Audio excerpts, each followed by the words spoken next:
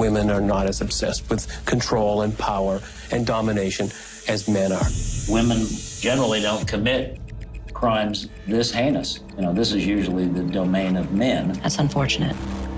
Oh yeah, equal opportunity, definitely. He said, "Oh, I don't want to die. Please, I don't want to die." That's okay. Boom. Throughout the night, you could hear him calling out in his room. He was yelling out, "I love you," and "I'm sorry." Will you kill again? If the opportunity arises, I hope so. Typical behaviors in women. They're congenial, they play nicely, they know how to be cooperative, and they certainly aren't violent. People are used to thinking of men as the part of the species that's aggressive and kills people or does something violent. When people think of women who've killed someone, it's alarming to them. It sort of violates the norm of sugar and spice and all things nice. That's what girls are made of, right? We would prefer to believe that women are not violent. But it's not true. From a scientific perspective, most studies on psychopathy have been conducted in male prisoners. So the data are skewed. Right now, we tend to think of women being a small percentage of psychopathic killers. But I do think there's a greater number than we imagine. I think that as a group, female psychopaths, they're both overlooked and they're underestimated.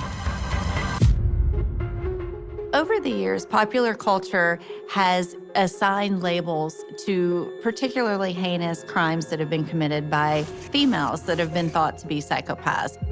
We're going to examine some of the unique characteristics of female psychopathy and explore the horrific crimes that they've committed.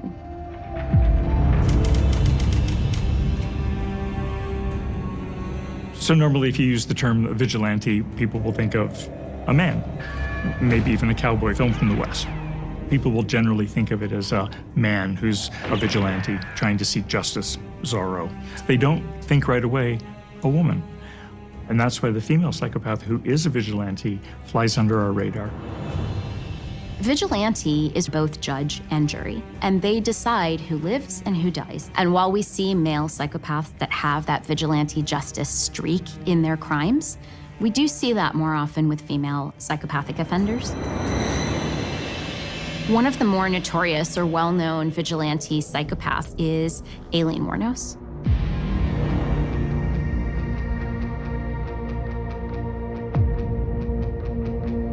By her own admission, Wuornos was a hitchhiking highway who killed 7 motorists in 1 year. I still say to myself, I still say that it was just self-defense. It's shocking because women who use extreme violence are rare.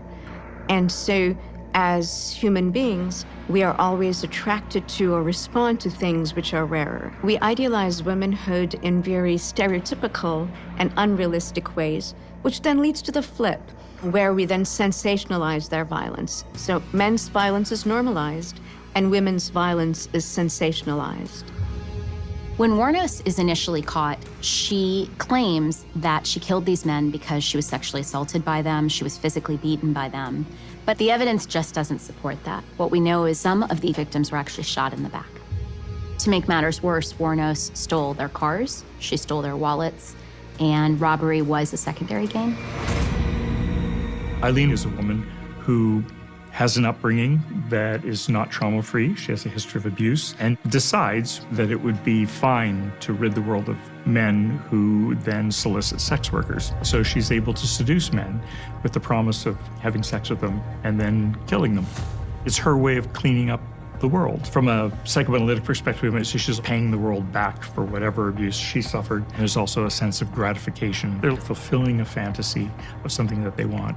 We see similar justification in another female psychopath, Angela Simpson.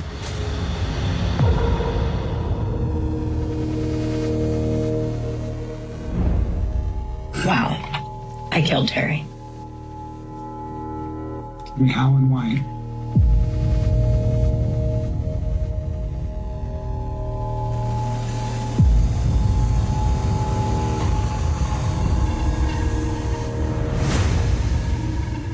I killed Terry by deceptively luring him to apartment 201, sitting him down, and beating him with various objects until he was unconscious, and then I slit his throat.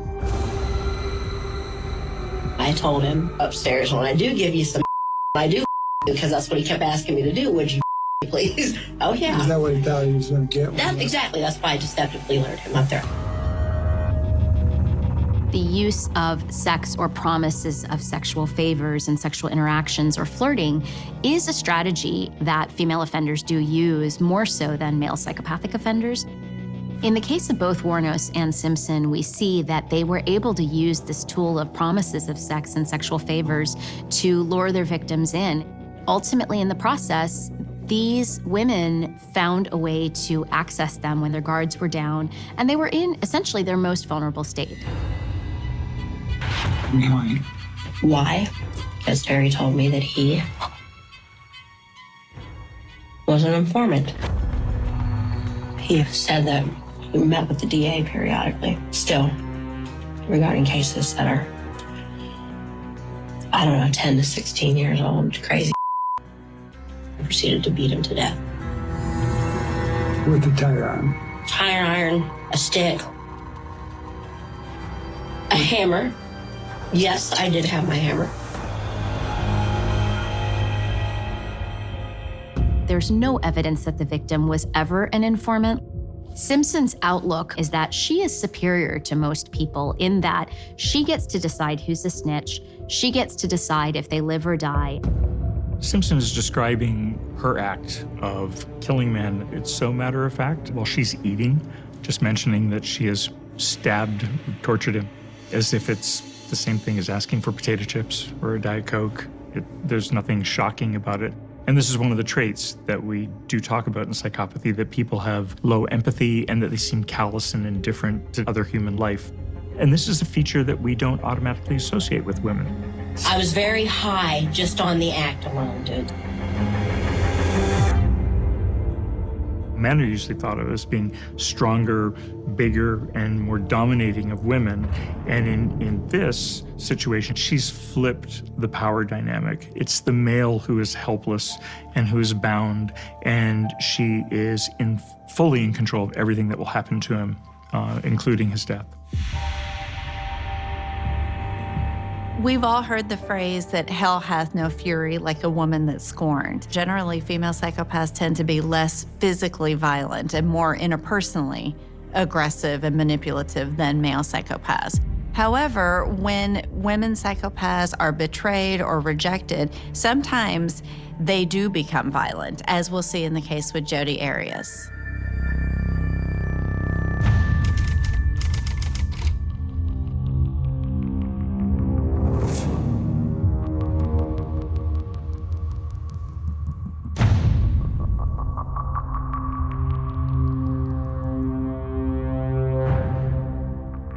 To ask you this. Did you kill Travis Alexander? Absolutely not. No, I had no part in it. But a police report shows forensic evidence tying Arias to the murder. Alexander was stabbed 27 times, shot once, and his throat was cut open.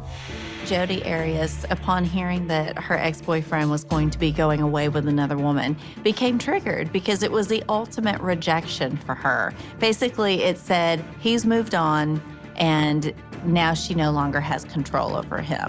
While rejection is difficult for people to accept, the majority of us are able to process it, move on from it. But in the case of a female psychopath who is violent, their ability to handle rejection and their ability to regulate their emotions of anger and loss and grief really are significantly lacking. Was he alive when he was stabbed in the heart? Yes. Was he alive, in your opinion, when his throat was slit? Yes.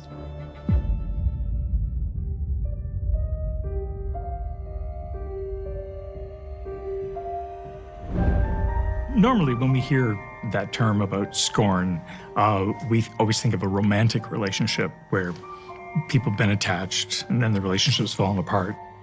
But it can be more broad than that. A person doesn't have to be in a romantic relationship to feel vengeance is necessary and needed. And a nice example of that is actually in the Sidabaka case.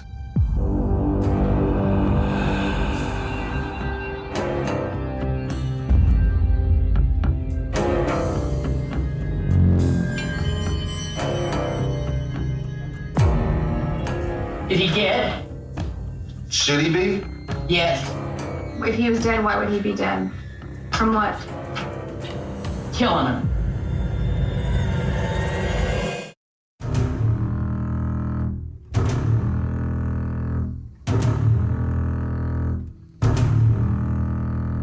I was getting dressed because you can't go like that because it looks like you're ghetto in this. Made me mad. And then what happened? Went and shot him. He said, "Oh, I don't want to die. Please, I don't want to die." That's okay. Boom. Sidibaka is in her early 60s, and she's had a history of a stroke. She's living with her daughter and her son-in-law. And when he speaks in a disparaging way about an outfit that she's wearing, her clothing, and she interprets it as a put down of who she is as a person. It's sort of an insult that cuts right to the core, that is disrespectful. We might say in psychiatry that this is a narcissistic injury. And with a psychopath, that's particularly dangerous. How many rounds do you remember firing? 15. Did he say anything to you? Grandma, I love you. After you shot him, then what did you do? Went to Denny's. The complete lack of remorse that she's showing is somewhat stunning, particularly given her age as a female. When you look at Cynthia Sidibaka, you think of somebody's grandmother. You think of a kind, gentle person who wants to nurture her family, who has a softness about her, and there's nothing soft or gentle about Cynthia Sidibaka. She is a female psychopathic offender who just killed her son-in-law. He's dead, isn't he? Yeah, he did. Good. I shot him. Boom, boom, boom. Oh, thank you. Thank you to take me whenever. Oh, God. Oh, God.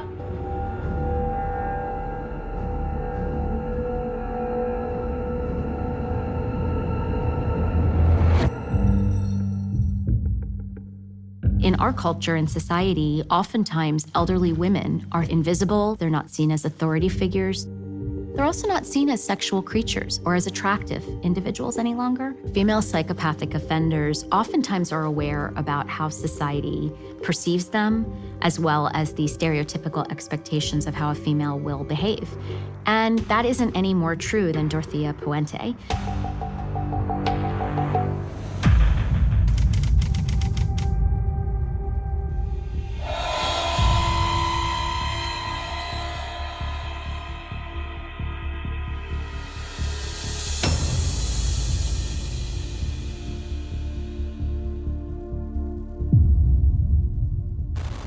Police have finally caught up with Dorothea Puente. She is the woman who is suspected of killing 7 people and burying them in the yard of her boarding house in Sacramento for their Social Security checks. I have not killed anyone. I told you that. I have not killed anyone. The checks I cashed, yes. Puente flew under the radar and wasn't detected for quite some time because, first of all, she disguised herself. Puente was only in her 50s, but she let herself look different and older than she really was. And she was also somebody who ran this boarding home. People looked at her as a caregiver. So nobody was suspecting what she was doing, that she was in fact a serial killer. Another individual who used her identity and her occupation as a caregiver to avoid detection was Elizabeth Wetlofter.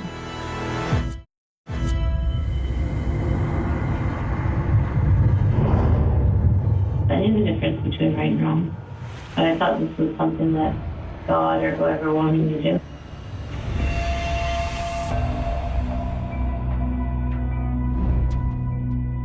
They could be a bit of a handful.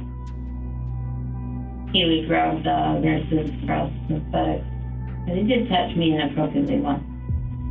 Run me through. About 9:30, I gave him a dose of 50 milligrams of insulin. Non-diabetic. So throughout the night, he was yelling out, "I love you," and "I'm sorry." And then at 3:30, the doctor came in and said that his cause of death was from an embolism due to his closed hips. And afterwards, I did feel a release, like a release of pressure. We go to the hospital, we think the people who are there, or to a nursing home, they're there to help us. They don't abuse people, they certainly don't kill them. And then her type of psychopathy is centered around this notion. We can think of the angel of mercy type of serial killer. What she'll say to other people is, they shouldn't live that long, or I'm helping them along. Although when we look at her statements more closely, we end up finding that there's more than meets the eye.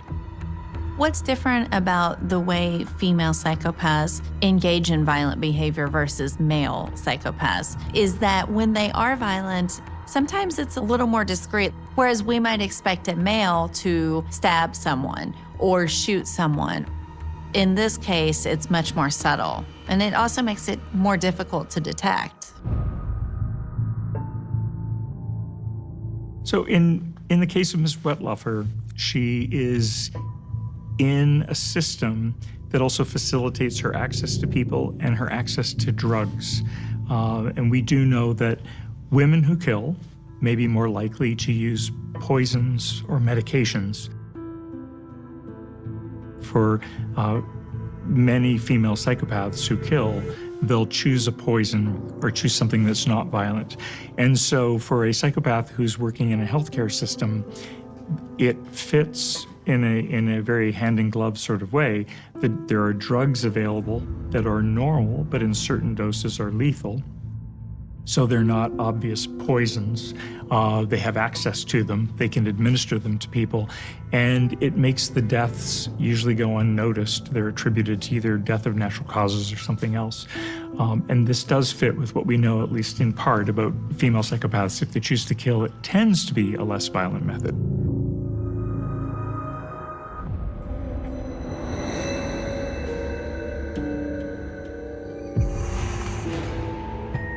She just got harder and harder to look after, and one night when I had to look after her, I started getting the feeling about a surge again.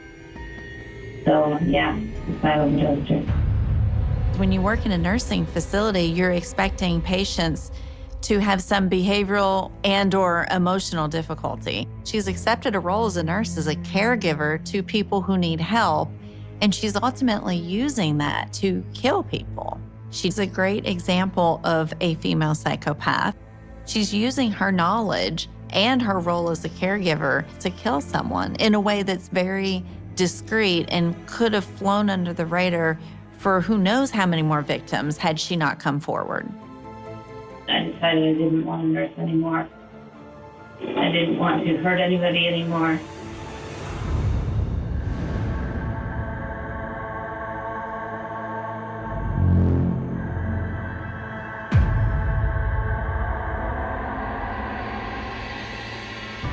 While Wetlaufer was the caregiver to all of her victims, it's important to note that she didn't kill them on day one. She facilitated a relationship with them, she bonded with them, and ultimately poisoned them. Another distinction between male and female psychopaths is their motive. Male psychopaths may have a motive such as sexual gratification or pleasure, for example, like John Wayne Gacy or Ted Bundy. But female psychopaths tend to have a motive toward greed and financial security and stability. The label Black Widow has been assigned to females who kill significant others or spouses to gain some sort of financial means or security. And a great example of that is Jill Coit.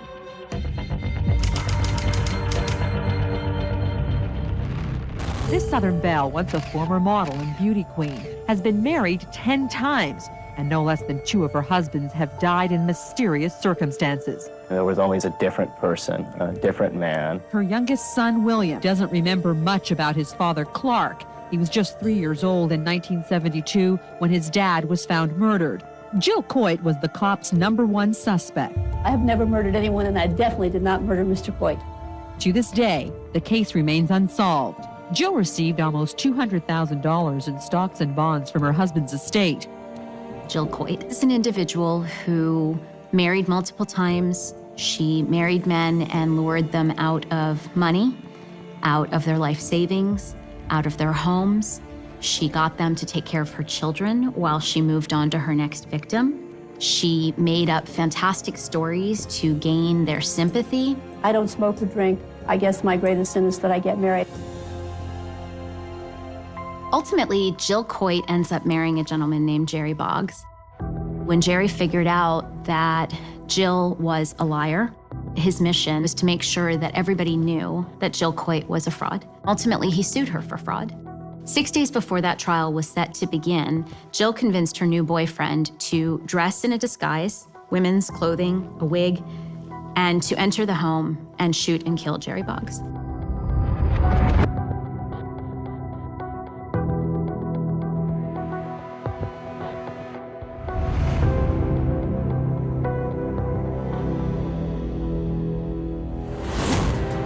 So we know that male psychopaths tend to target random victims, people they don't necessarily know. But in contrast, female psychopaths tend to target individuals they know. They develop close relationships sometimes with the very people that they're going to take advantage of. And some female psychopaths will use behavior like flirtation and sex in order to manipulate and entrap their victims. And a great example of that is Dalia DiPolito.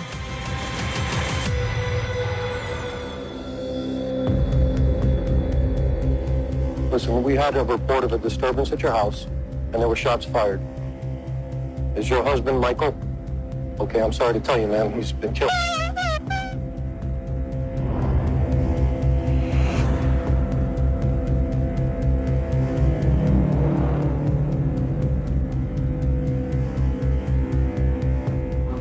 Sure you want to kill him, dude? I'm a lot tougher than what I love.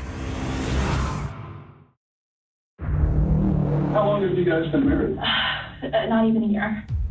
It's tragic. Is there anybody you can think of that would want to do this to him? My husband's on probation for stock fraud. Stock fraud? Was he spending time in prison? It was for taking money. So it was a lot of money. It was $100,000 that he had to pay back. People weren't happy that he was getting on probation. What's interesting about DiPolito's case is that she actually was working as an escort when she met her husband, and it's a transactional relationship that's mutually agreed upon. DiPolito worked in commercial sex, which means she's repeatedly been, in some ways, dehumanized, probably exposed to violence, and probably does not think highly of men, nor see them as anything else but objects that purchase her and ill-treat her. Dalia DiPolito learned about her husband's property and life insurance before she married him. And so this is sort of a long-term plan where she seduces him, she marries him, and then she puts a hit on him to inherit property and life insurance. So it wasn't impulsive. She planned it coldly.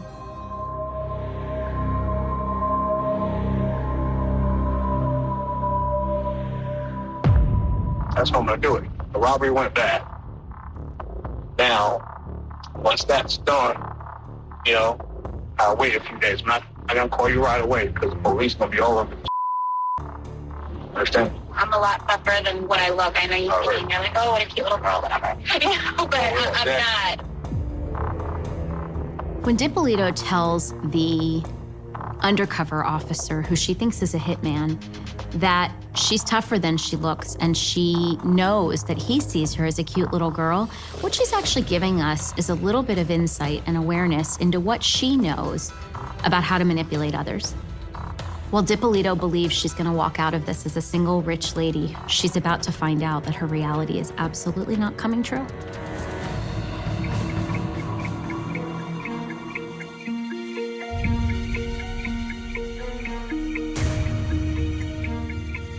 Come here, please. Come here. Mike, come here. Can't. Why not? I didn't do anything. I heard you. Mike, come here, please. So despite being obviously caught, you don't see the remorse that you would expect to see. She's actually trying to regain control of the situation and manipulate her husband again. And she's almost playing the victim.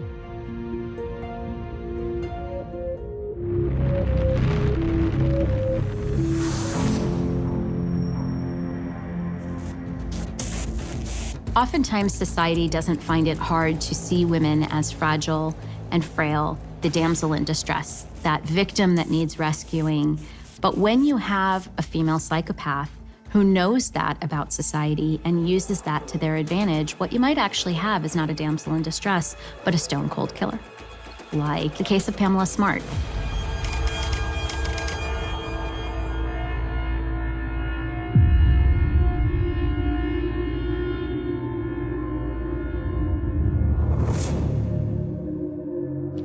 We had sex. By that you mean intercourse? Yeah, we made love. In court today, Smart admitted to having a steamy affair with a teenage student, but eventually tried to break it off. Defendant says the student, William Flynn, was so distraught at the prospect of not seeing her that he threatened to kill himself, but ended up killing her husband. Do you want this jury to understand that Bill Flynn decided to kill your husband because you broke up with him? I don't know why Bill Flynn killed Greg. I can just come in here and give my testimony. So even as you sit here today, you still have no idea why he may have done this. Is that it? I didn't say I had no idea, but I don't know specifically. Well, I'm asking you, what do you think? Why do you think he did this? Probably because he thought we could be together. There are several characteristics of psychopathy that we can see in this scenario with Pamela Smart. First of all, she is failing to accept any responsibility for this. Second of all, there is no remorse. There's no indication that she feels bad that her husband was killed in the first place. It's rather cold and callous in the way she talks about it. There is no emotion behind it. It's really, if anything, she feels indignant and seemingly upset with the student for sending her to prison. The damsel in distress ruse that female psychopaths can use can be very effective. An example in the case of Jennifer Pan, who used the ruse quite effectively initially, but it didn't work in the end.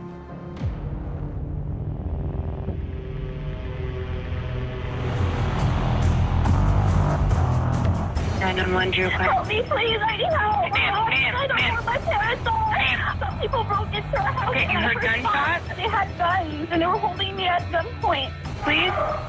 Dad?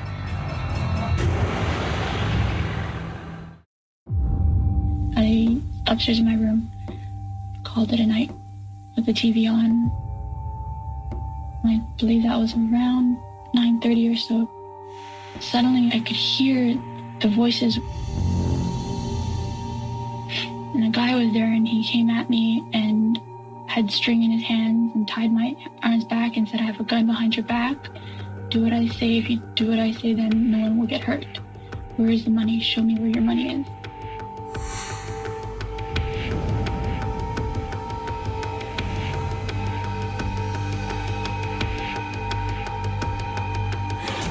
And then I heard 2 pops. My mom screamed. I yelled out for her.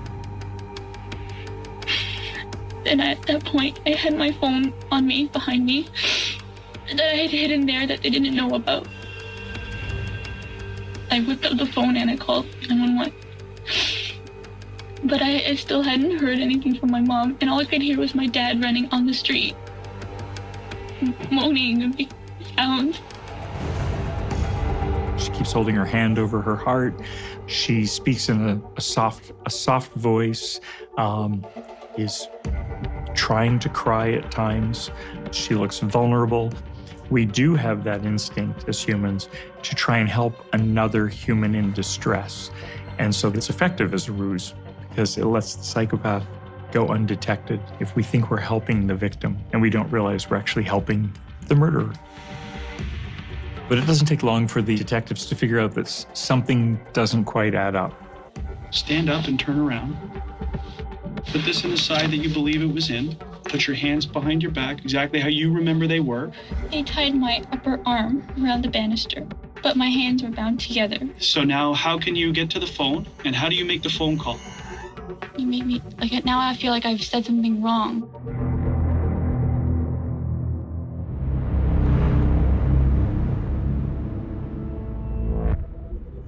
We find out that for the last 4 or 5 years, she has been leading a double life, one which she has constructed intricately The parents believe that she's going to pharmacy school, she's gaining a degree, that things are going beautifully. And then in the real life, she's really not doing anything. And we discover that her parents strongly disapproved of her boyfriend, who has a criminal record and is a drug dealer. You admittedly lied. You've lied to your parents about going to school. Who's to say this whole thing isn't a lie? Because if you are lying, it's the most cold-blooded thing that I've ever faced in my life. I think the parents were probably going to cut her off and not give her any money. And then we see the reactive rage to that. So an additional element of psychopathy is the parasitic lifestyle, we call it, meaning that they will live off of other people. And in Pan's case, she wants her parents' money. She's been enjoying living off their money. She has been a parasite. She's lying to them to get all the benefits of living with them, as long as she can get everything else that she wants.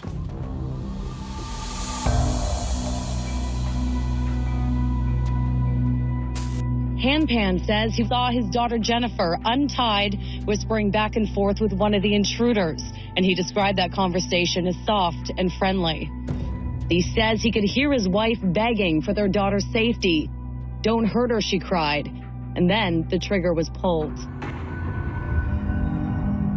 She worked with her boyfriend to set up a murder, and he had hired men to come into the house and kill her parents.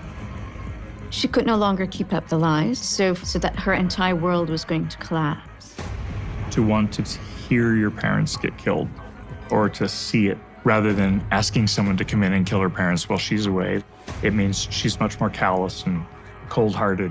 We say that of lacking empathy in psychopathy.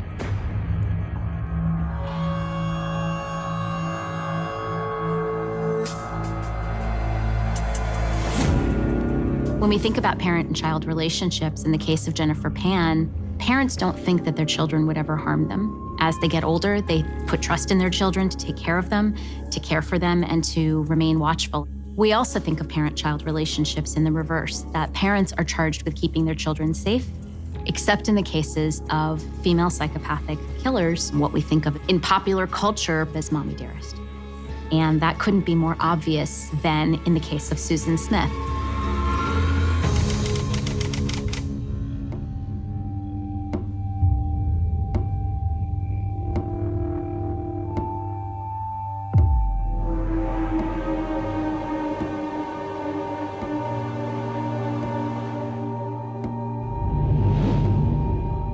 I would like to say to whoever has my children that they please bring them home. In 1994, Susan Smith got on national television and pleaded with the person who supposedly had carjacked her with her 2 young children sleeping in the back. But what we now know, tragically, is that while she was on national television pleading for the return of her children, Susan Smith the whole time knew that her children were dead at the bottom of a lake. She wanted to be in a new romantic relationship, and the man she was interested in was not interested in dating a woman with young children. Susan Smith strapped her children into their car seats and let the car essentially roll into a body of water where they slowly drowned.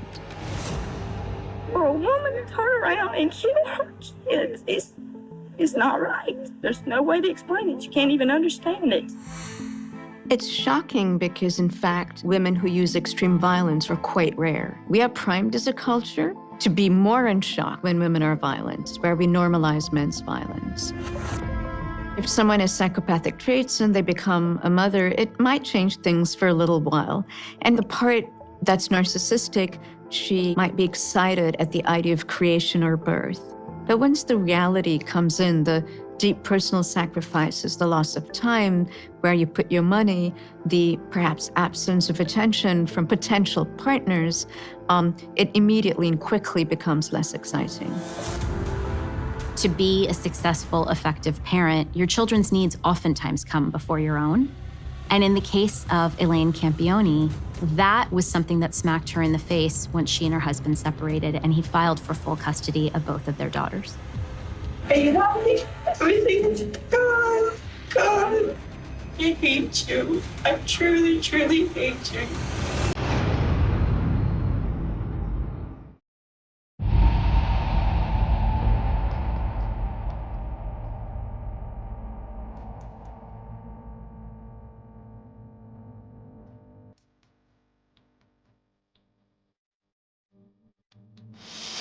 So what happened last night?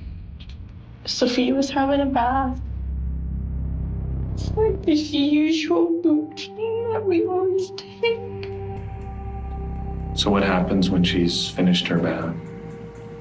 She gets out of the tub and I dried her off. She was really, really tired. Mm-hmm. So I just got her in her pajamas and put her into bed. Mm-hmm. And then I went up to the living room and was cleaning up everything. I had took a bunch of pills.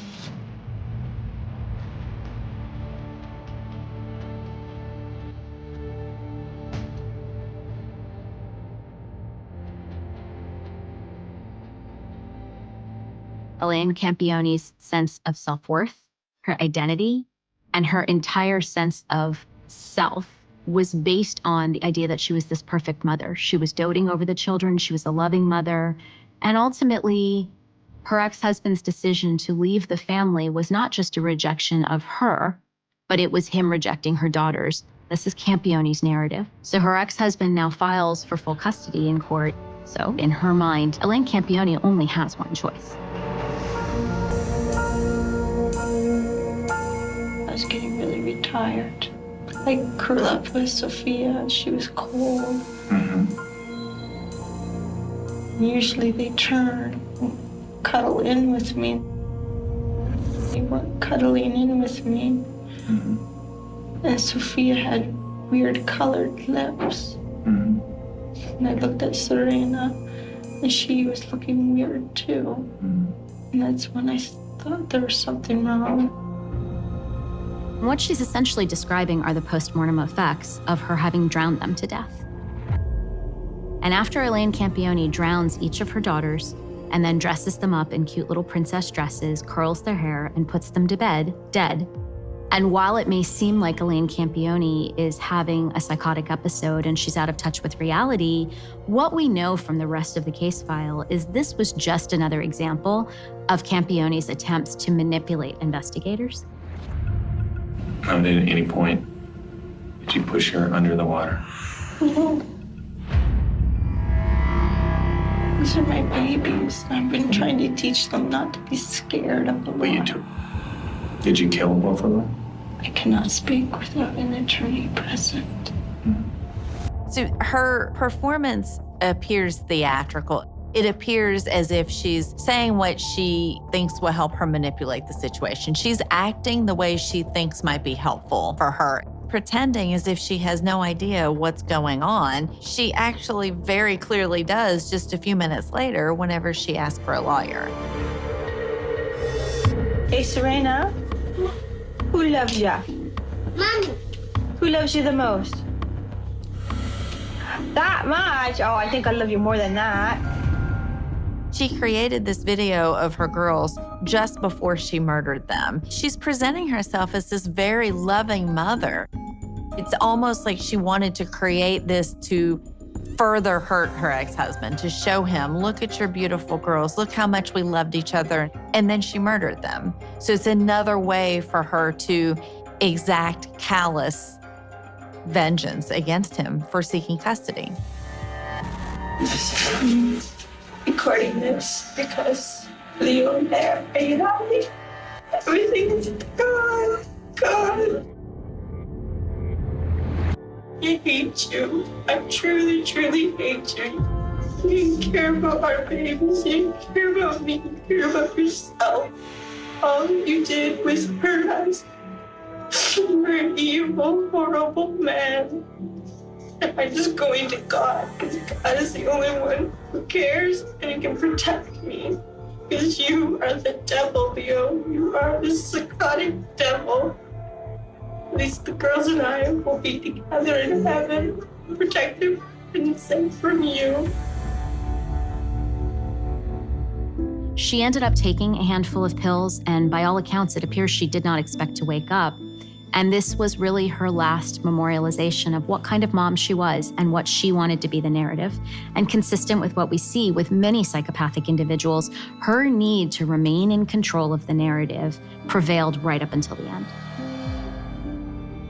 Becoming a parent doesn't stop you from being a psychopath. You can still have psychopathic behaviors and tendencies no matter what role you have in a family. She manipulated her ex-husband and used their children as pawns. They were her tools, unfortunately, to exact harm against her ex-husband.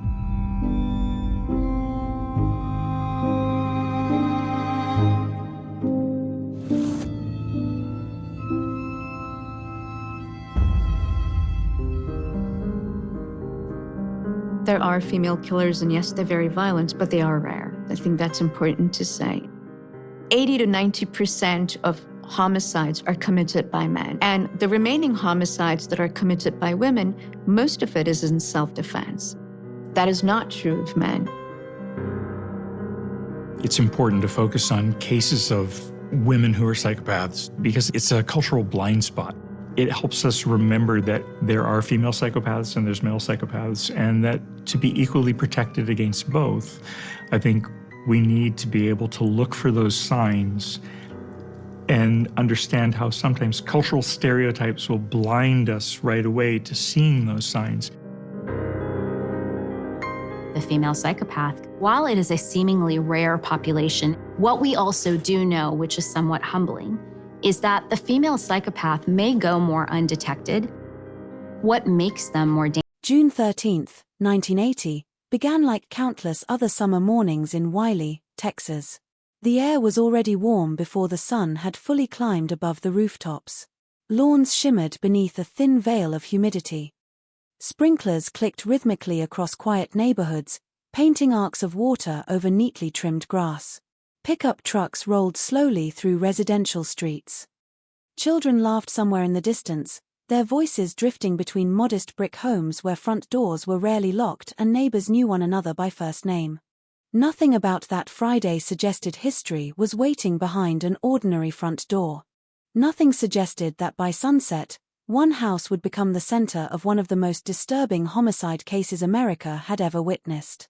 The house stood quietly, almost modestly, tucked inside a peaceful suburban neighborhood where life moved according to familiar routines. Church gatherings filled weekends. Family dinners began at predictable hours. Couples borrowed lawn equipment from each other without asking twice. Mothers exchanged recipes while children played together until dusk. It was the kind of place where trust was part of daily life. And perhaps that was what made what happened there so impossible to understand. When investigators finally entered the Gore residence later that evening, they discovered a scene so violent that even experienced officers struggled to process what they were seeing. Blood covered the utility room, the walls, the floor, the washing machine, the door. Nearly every surface bore evidence of an explosion of unimaginable violence. In the middle of that room lay 30-year-old Betty Gore. She had suffered 41 blows from a wood-splitting axe. 41. That number would echo through newspaper headlines, courtroom testimony, documentaries, and conversations for decades. It was a number that seemed impossible to reconcile with the word self-defense. It was a number that transformed an ordinary homicide into a national obsession. Because people could understand one desperate strike. Perhaps two. Even several. But 41? How could fear continue through 41 separate swings? What happens inside a human mind between the first blow and the last? Those questions still linger today. Yet the greatest mystery wasn't simply how Betty Gore died. It was who walked away afterward. The woman responsible never denied killing her. She didn't invent an imaginary intruder. She didn't attempt to dispose of the body. She didn't spend years hiding from investigators. Instead, she calmly admitted what had happened.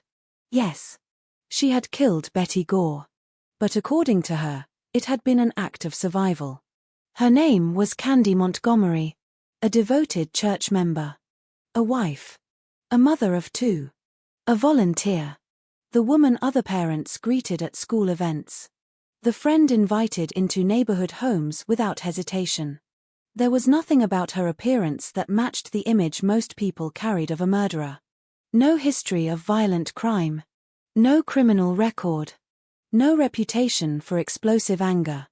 If someone had asked the people of Wiley to point toward the last person capable of committing such a brutal killing, many would likely have looked somewhere else. Yet the physical evidence pointed directly to her. And she never denied it. The case should have been simple. It wasn't. Because every fact seemed to contradict the next. Candy admitted the killing. The forensic evidence confirmed Betty died from repeated axe wounds.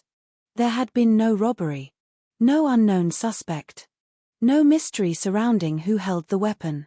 But beneath those undeniable facts lay a single claim that divided investigators, lawyers, psychologists, journalists, and eventually an entire nation. Self-defense. One phrase. 2 words. Enough to turn certainty into doubt. According to Candy's account, she had gone to Betty's house for a completely ordinary reason. Their daughters had planned to spend time together, and she needed to pick up a swimsuit. Nothing more. A quick visit.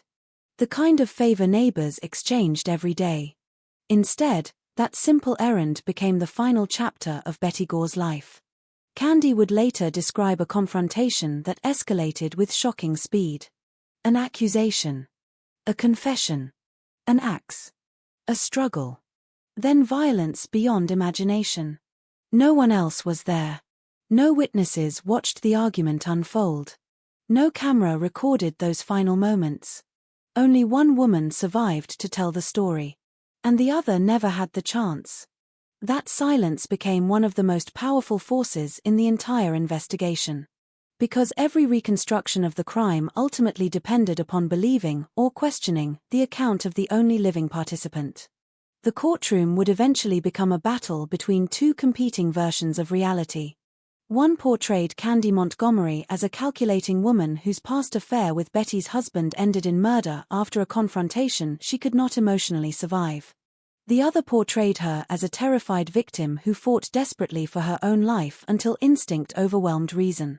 The physical evidence could describe where blood landed. It could measure wounds. It could calculate angles. It could estimate timing. But evidence could not reveal thought.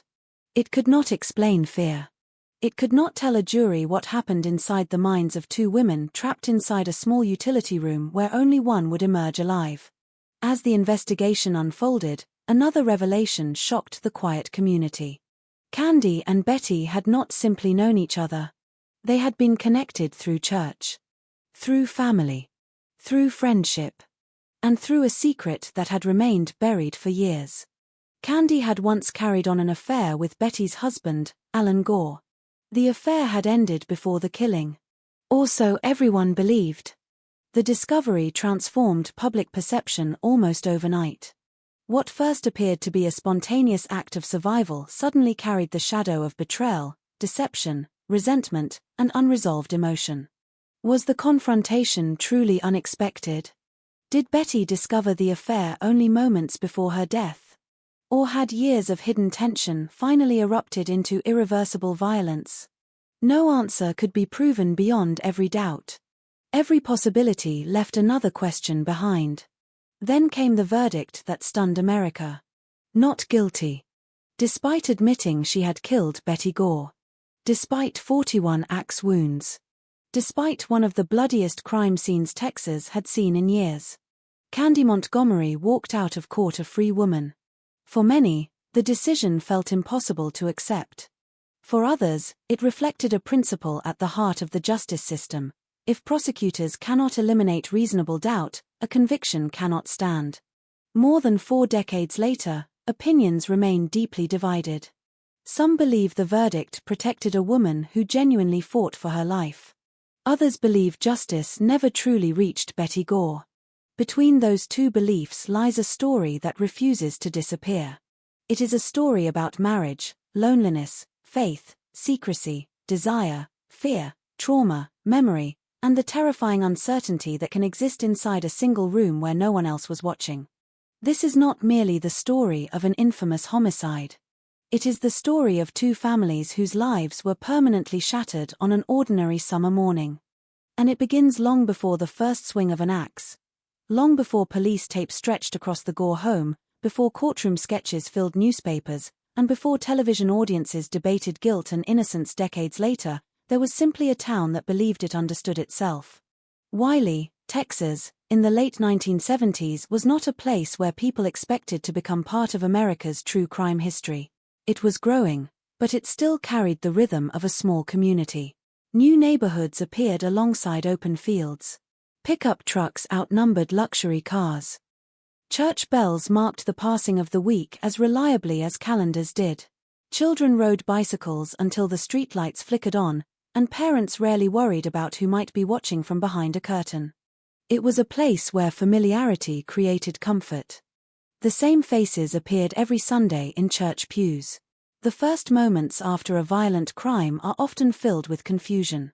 Before the investigators arrive, before photographs are taken, before evidence is carefully labeled and preserved, there is usually a period when ordinary people are forced to confront something they were never prepared to see. For the Gore family, that moment came when concern turned into fear. On June 13, 1980, Alan Gore was away on a business trip. Like many other days when he traveled for work, the separation was supposed to be temporary. He was expected to return. Betty was expected to be waiting at home. The children were expected to continue their routines. Distance was familiar to them. Alan's job required travel, and the family had adjusted to those absences. A missed phone call was not automatically a reason for panic. A delayed response could have many ordinary explanations. Perhaps Betty was busy with the children. Perhaps she had stepped outside. Perhaps she simply did not hear the phone. But as the hours passed, the silence began to feel different. There is a particular feeling people experience when something familiar suddenly becomes unfamiliar. A phone that keeps ringing. A door that remains closed. A person who should be there, but is not. At first, the mind searches for simple explanations. There must be a reason. There must be an answer. There must be some ordinary explanation waiting around the corner. But sometimes that hope slowly gives way to a much darker possibility. Something is wrong. Alan became increasingly concerned when he could not reach Betty. The woman who normally managed the household and cared for their daughters was not responding. The absence was not just inconvenient. It was unusual. And unusual behavior from someone you love creates fear long before it creates certainty. Eventually, concern led people back to the Gore residence. The house that had once represented family life now stood at the center of a mystery. From the outside, it looked unchanged. The same walls. The same windows. The same quiet neighborhood surrounding it. Nothing visible suggested what waited inside.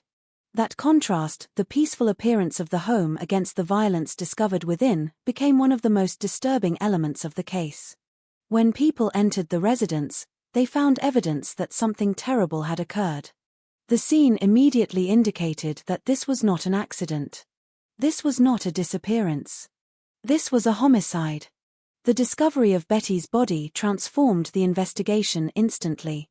A missing person concern became a murder investigation. The questions changed. Where is Betty? Became. Who killed Betty? And why? The location of the death immediately drew attention. The utility room. A practical, everyday space in the home. A room normally associated with chores, laundry, and routine household tasks. Not fear. Not violence. Not death. That detail made the scene even more unsettling. The place where family responsibilities were carried out had become the place where a life ended. Investigators entering the home were confronted with the physical reality of what had happened. The weapon was identified as a wood-splitting axe. The injuries indicated an attack of extraordinary violence. The scene showed signs of a struggle. Every detail became important. A position of an object. A mark on a surface. The location of blood. The condition of the room. Nothing could be dismissed. In homicide investigations, a crime scene tells a story, but only in fragments. The investigator's task is to take those fragments and reconstruct a timeline. Who was present? When did they arrive? What happened first? What happened last? Which details represent the beginning of the violence? Which represent the aftermath? The Gore home became a puzzle, and every piece had to be carefully examined. Yet even in those early hours, investigators already knew something that made the case unusual. They did not appear to be searching for an unknown attacker. The person connected to the killing was already known. Candy Montgomery. Her name quickly became central to the investigation.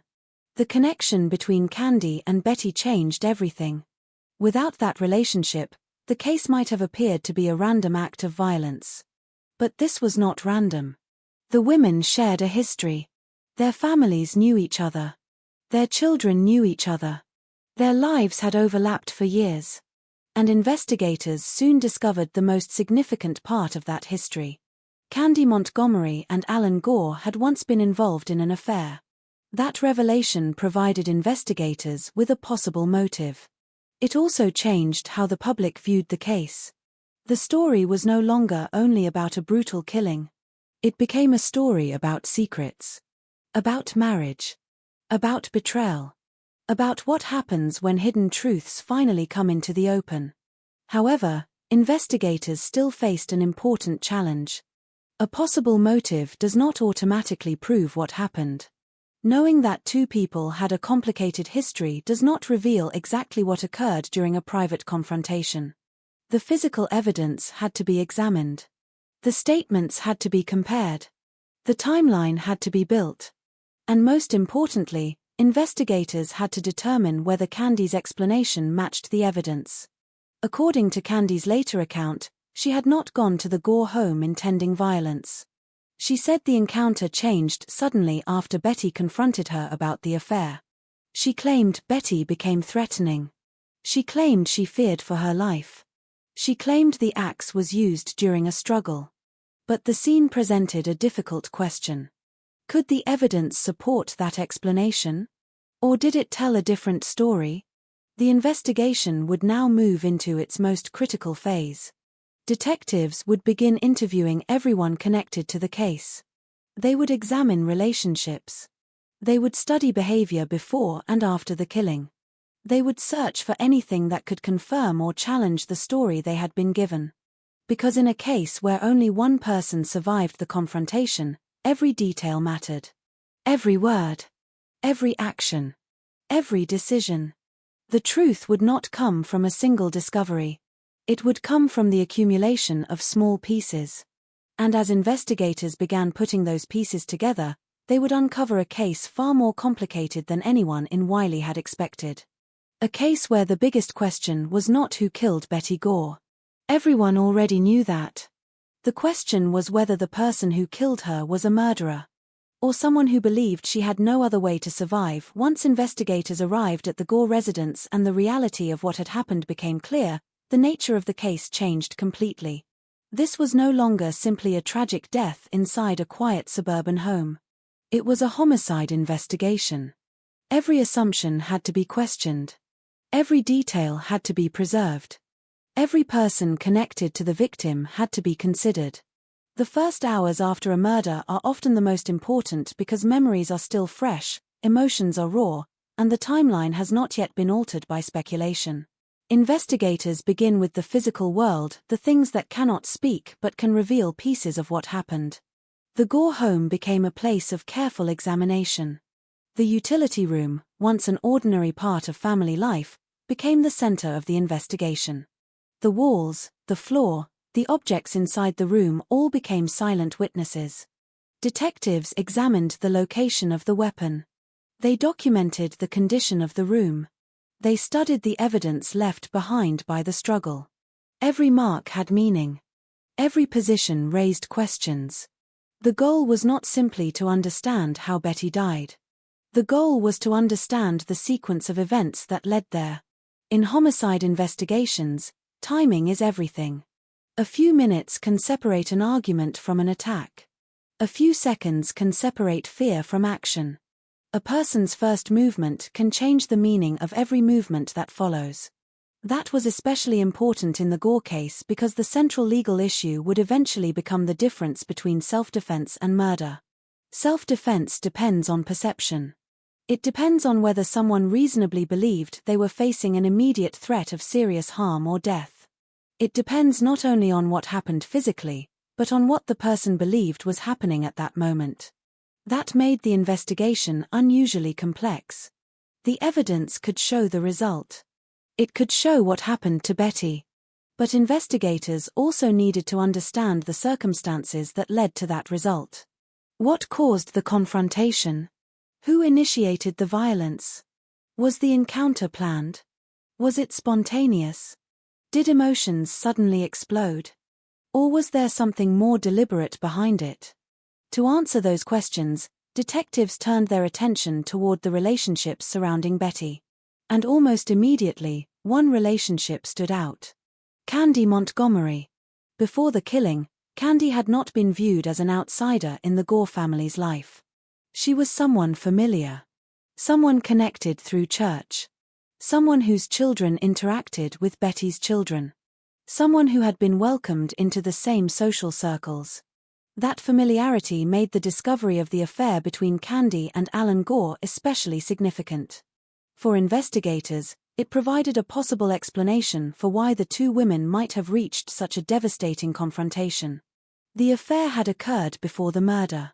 It had ended. But secrets do not always disappear when relationships end. They can remain hidden beneath the surface. They can influence emotions long after the original events have passed. They can create tension that exists even when people appear to move forward. The revelation forced investigators to look beyond the crime scene and into the private lives of those involved. They began examining the timeline of the affair. They looked at when it began, when it ended, who knew about it, who did not know, and whether the events leading to June 13th could be connected to the discovery of that secret. At the center of the investigation was a difficult reality.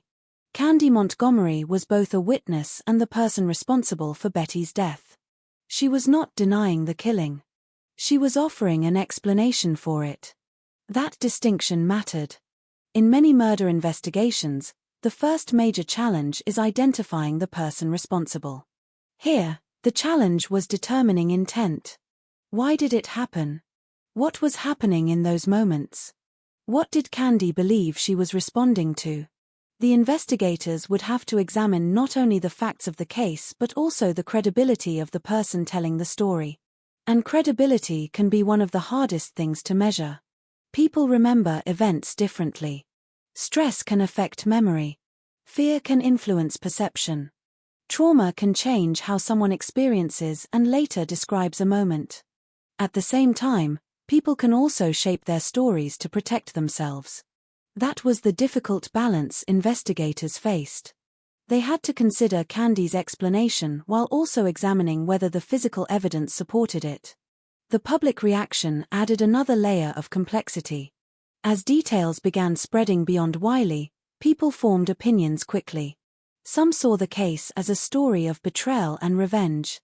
They believed the affair created a motive and that the violence represented anger rather than fear. Others focused on Candy's claim that she had been attacked first. They questioned whether anyone outside that room could truly understand what happened during those final moments. The debate had already begun before a courtroom ever heard the evidence. But investigators could not rely on public opinion. They had to rely on facts. They interviewed people who knew the families. They examined the events leading up to the murder. They reconstructed the timeline. They searched for inconsistencies. And slowly, the picture of the day began to take shape. The morning that started with a simple visit. The conversation that changed everything. The confrontation. The violence. The aftermath.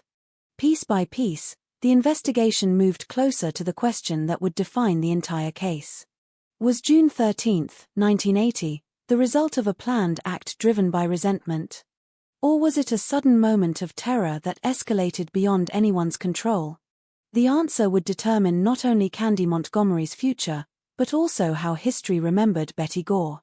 Because once the investigation moved forward, the case would no longer remain inside the walls of the Gore home. It would move into the public eye. Into newspapers. Into courtrooms.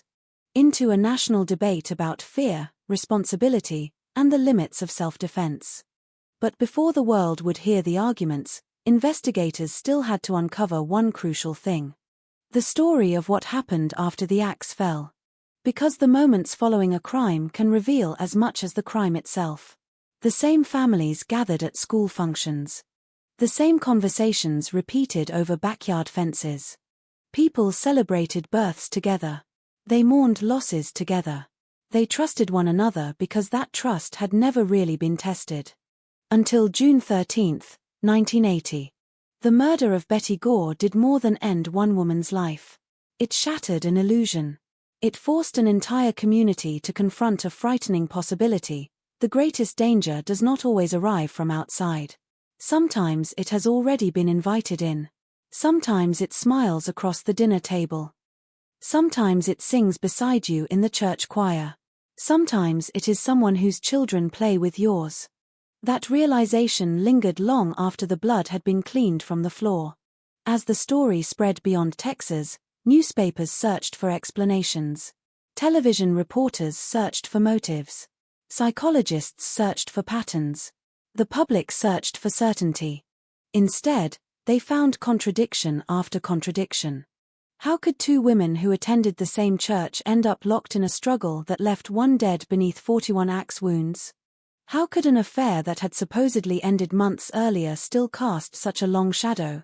How could someone describe an act as self-defense when the violence seemed almost impossible to comprehend? And perhaps the most unsettling question of all: how well can anyone truly know another person? Every true crime case leaves behind evidence. Some leave behind fingerprints. Some leave behind surveillance footage. Some leave behind confessions. This case left all three elements that investigators usually hope for in a homicide investigation. They knew who had swung the axe. They knew where it happened. They even had an admission from the person responsible. Yet certainty remained just out of reach. Because facts alone rarely tell the whole story. People do. And people remember fear differently. They remember trauma differently. They justify their actions differently. The same event can exist in two minds as two completely different realities. One of those realities disappeared forever with Betty Gore. The other belonged entirely to Candy Montgomery. That imbalance would shape every stage of the investigation, every courtroom argument, and every public debate that followed. Years later, filmmakers would recreate the case with dramatic lighting, carefully written dialogue, and actors attempting to capture emotions no camera had ever witnessed. Books would dissect every relationship. Podcasts would analyze every inconsistency. Internet forums would argue over every photograph and every testimony. Yet despite decades of analysis, the central mystery remains untouched. No documentary has uncovered a hidden witness. No forgotten recording has surfaced. No new confession has rewritten history. The utility room where everything happened remains, in many ways, a room without living witnesses. Only evidence. Only interpretation. Only questions. Perhaps that is why this case continues to fascinate people more than 40 years later. It is not simply because of the brutality. America has seen murders involving greater numbers of victims. It has seen serial killers, mass shootings, and crimes committed with unimaginable cruelty. Violence alone does not explain why the name Candy Montgomery still appears in conversations today. The fascination comes from uncertainty. From the uncomfortable space between what can be proven and what feels emotionally impossible to accept. Because justice is built upon evidence. Human judgment, however, is often built upon instinct. And instinct struggles with 41 blows. Throughout this story, it will be tempting to search for a villain and a hero. Real life rarely offers either so neatly. There was a woman who died.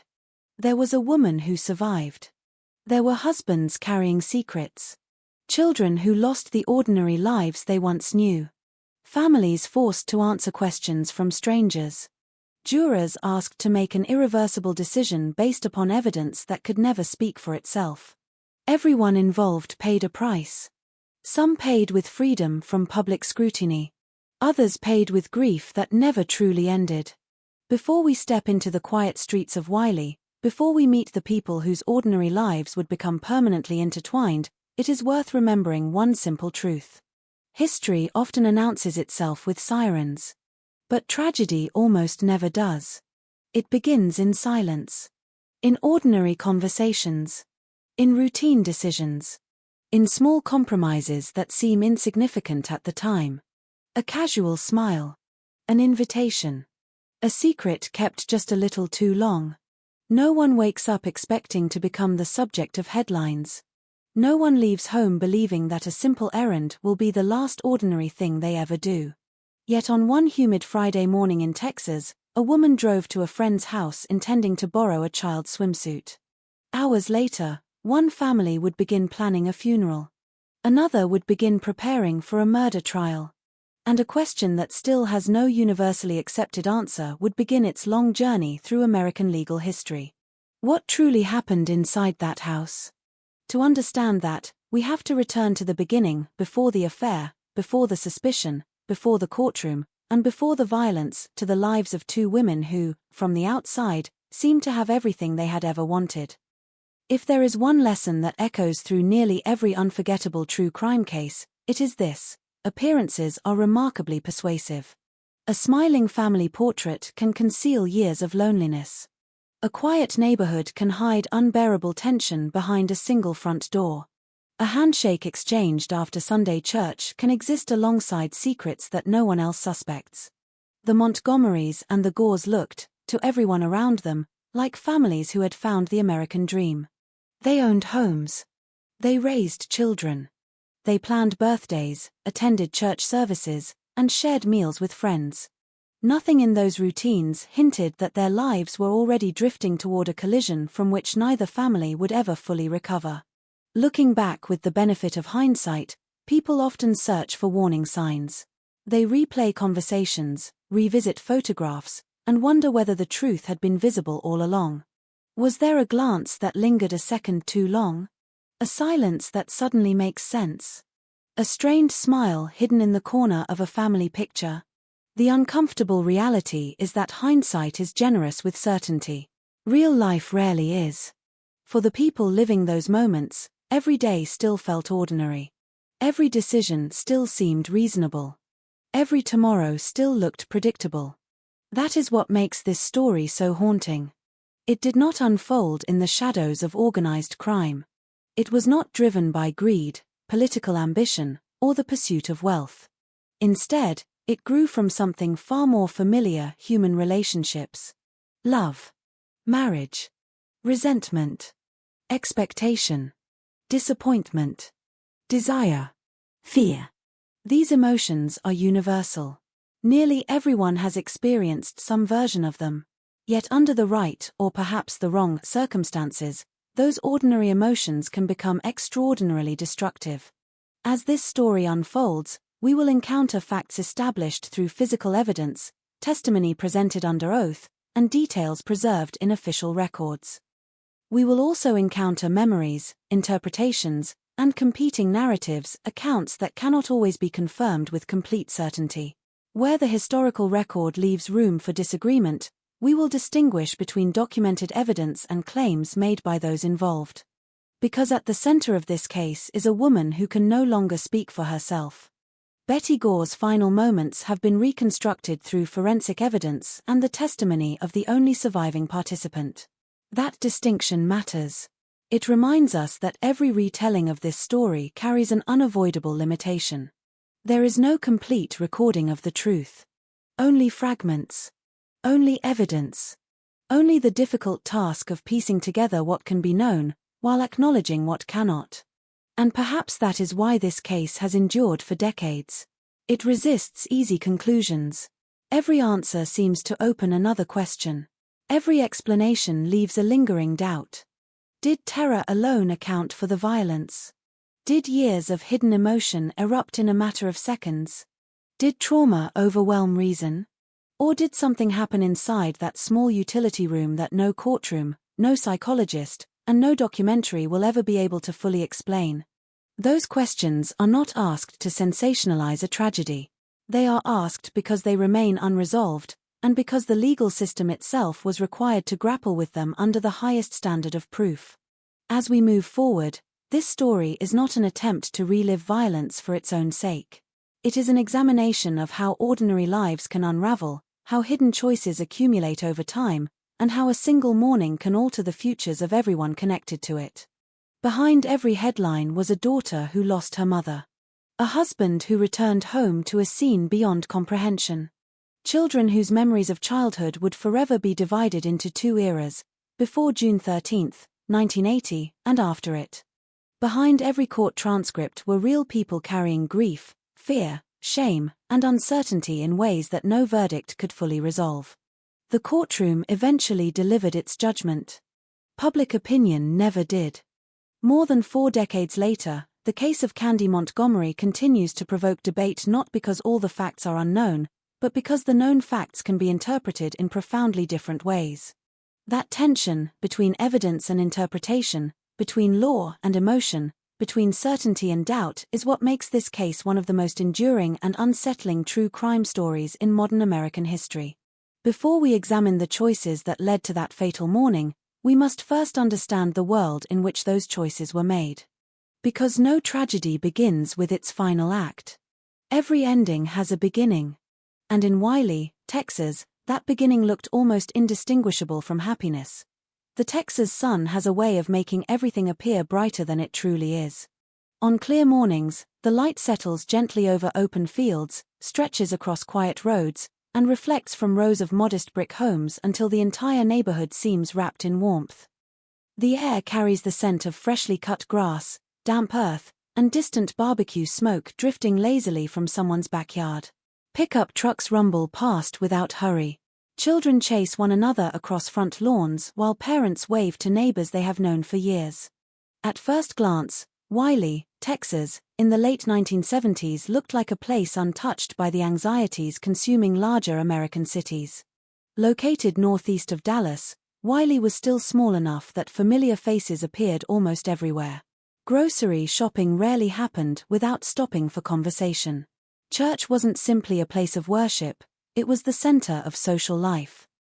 Birthdays, charity events, youth programs, holiday celebrations, and community meetings all flowed through the same network of families who trusted one another almost instinctively.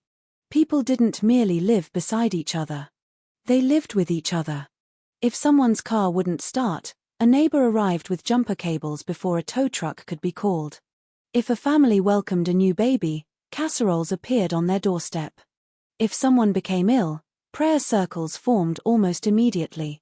The rhythm of life depended upon shared routines, familiar smiles, and the comforting belief that everyone belonged. It was precisely the kind of community where danger was imagined as something that came from somewhere else. Not here. Not among these families. Not behind these carefully maintained front doors. America itself was changing during those years. The country was recovering from political scandals, economic uncertainty, and cultural transformation. Yet in towns like Wiley, daily life still revolved around traditions that seemed timeless. Marriage was considered permanent. Church attendance remained a weekly expectation rather than a personal choice. Mothers often stayed home with young children, while fathers commuted to work each morning before returning in time for dinner. From the outside, stability appeared almost guaranteed. But appearances, as history repeatedly reminds us, rarely tell the complete story. Behind many of those cheerful front doors existed quieter realities, marriages strained by routine, ambitions quietly abandoned, loneliness hidden beneath practiced smiles, and private disappointments carefully concealed from even close friends. These were not extraordinary problems. They were deeply human ones. And because they were so ordinary, they often remained invisible. Among the many families who called Wiley home were the Montgomerys and the Gores. Their lives overlapped in ways that seemed entirely natural.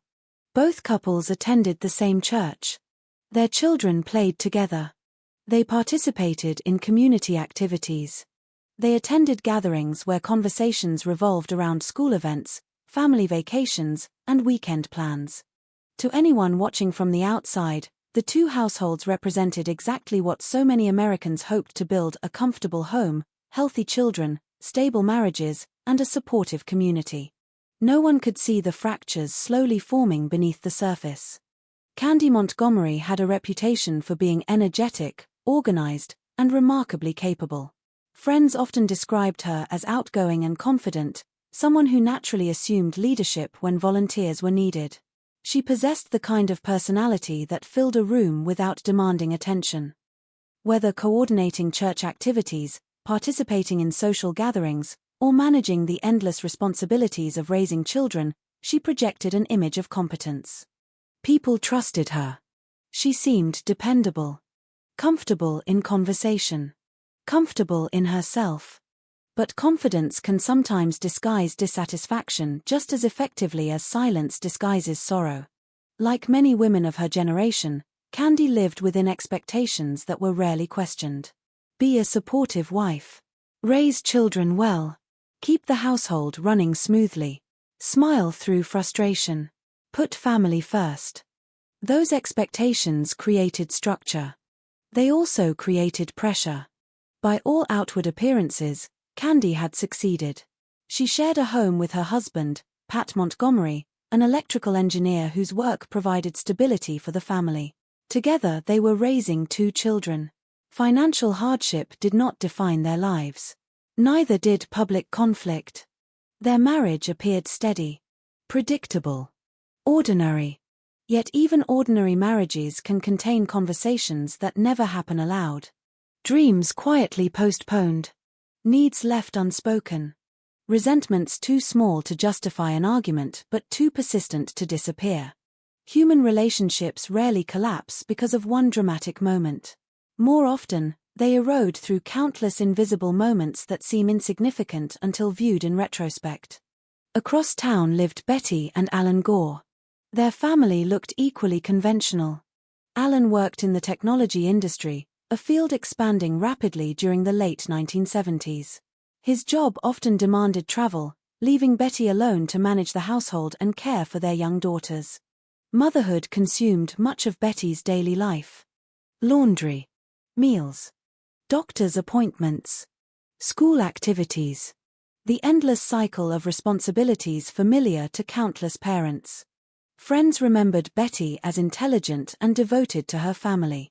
Yet they also recalled periods when she appeared exhausted, overwhelmed, and emotionally burdened by the demands of caring for young children while her husband spent time away on business. Postpartum depression, though discussed far less openly at the time than it is today, has been mentioned in accounts surrounding Betty's life. While any retrospective assessment should be treated with caution, those close to her observed that she experienced emotional struggles after the birth of her younger daughter. Like many women of that era, she lived in a society that offered far fewer conversations and often far less support around maternal mental health. Even so, she continued moving forward. Preparing meals. Attending church. Caring for her daughters. Trying to preserve the appearance that everything was under control. From the outside, the Montgomerys and the Gores seemed connected by friendship rather than conflict. Their children spent time together. Their social circles overlapped. Their lives intersected with reassuring regularity. No one standing beside them during a church service could have imagined that within a few short years, one woman would stand trial for killing the other. The quiet confidence of Wiley's community rested on an unspoken belief that everyone knew one another well enough to recognize danger before it arrived. The Candy Montgomery case would expose how fragile that belief truly was. Because the most consequential decisions in this story did not begin with violence. They began with conversations. With private frustrations voiced only to trusted confidants. With emotions that seemed manageable. With choices that, in isolation, appeared almost ordinary. The path toward June 13, 1980, was not built overnight. It was built slowly, one decision at a time, beneath the calm surface of a town that believed it understood the people who lived there. If an outsider had driven through Wiley during those years, there would have been little reason to slow down. The streets were quiet, the houses practical rather than extravagant, and the pace of life seemed almost reassuringly predictable. There were no towering skylines or crowded intersections demanding attention. Instead, modest ranch-style homes sat behind carefully mowed lawns, each one looking remarkably similar to the next. Swing sets occupied backyards. Garden hoses lay coiled beside garages. American flags fluttered gently from front porches, their colors faded slightly by the relentless Texas sun. It was a community built on routine. Weekdays followed familiar patterns. Before sunrise, fathers climbed into their cars or pickup trucks and headed toward work, many commuting to nearby Dallas or Plano as the region's technology industry expanded. Mothers packed lunches, folded laundry, drove children to school, and organized households that rarely seemed to stop moving. Afternoons brought baseball practice, grocery shopping, piano lessons, church committee meetings, and neighborhood conversations that stretched comfortably across driveways until dinner. The weekends belonged to family. Saturday mornings often began with yard work before the heat became unbearable. Hardware stores filled with homeowners searching for supplies to repair fences or improve flower beds. Children disappeared onto bicycles, returning only when hunger or darkness reminded them of home. Sunday carried a different rhythm. The town dressed neatly. Church parking lots filled long before the first hymn. Inside those buildings, people shared prayers, laughter, announcements, and quiet concerns about aging parents, sick children, or financial uncertainty. Faith was not simply a private belief, it was woven into the fabric of daily life. Church friendships extended far beyond the sanctuary. They became babysitters, vacation companions, trusted advisors, and, in many cases, extended family. The Montgomerys and the Gores occupied that world comfortably. Their lives crossed repeatedly through church activities and neighborhood gatherings. They celebrated birthdays in one another's homes. Their children knew each other by name.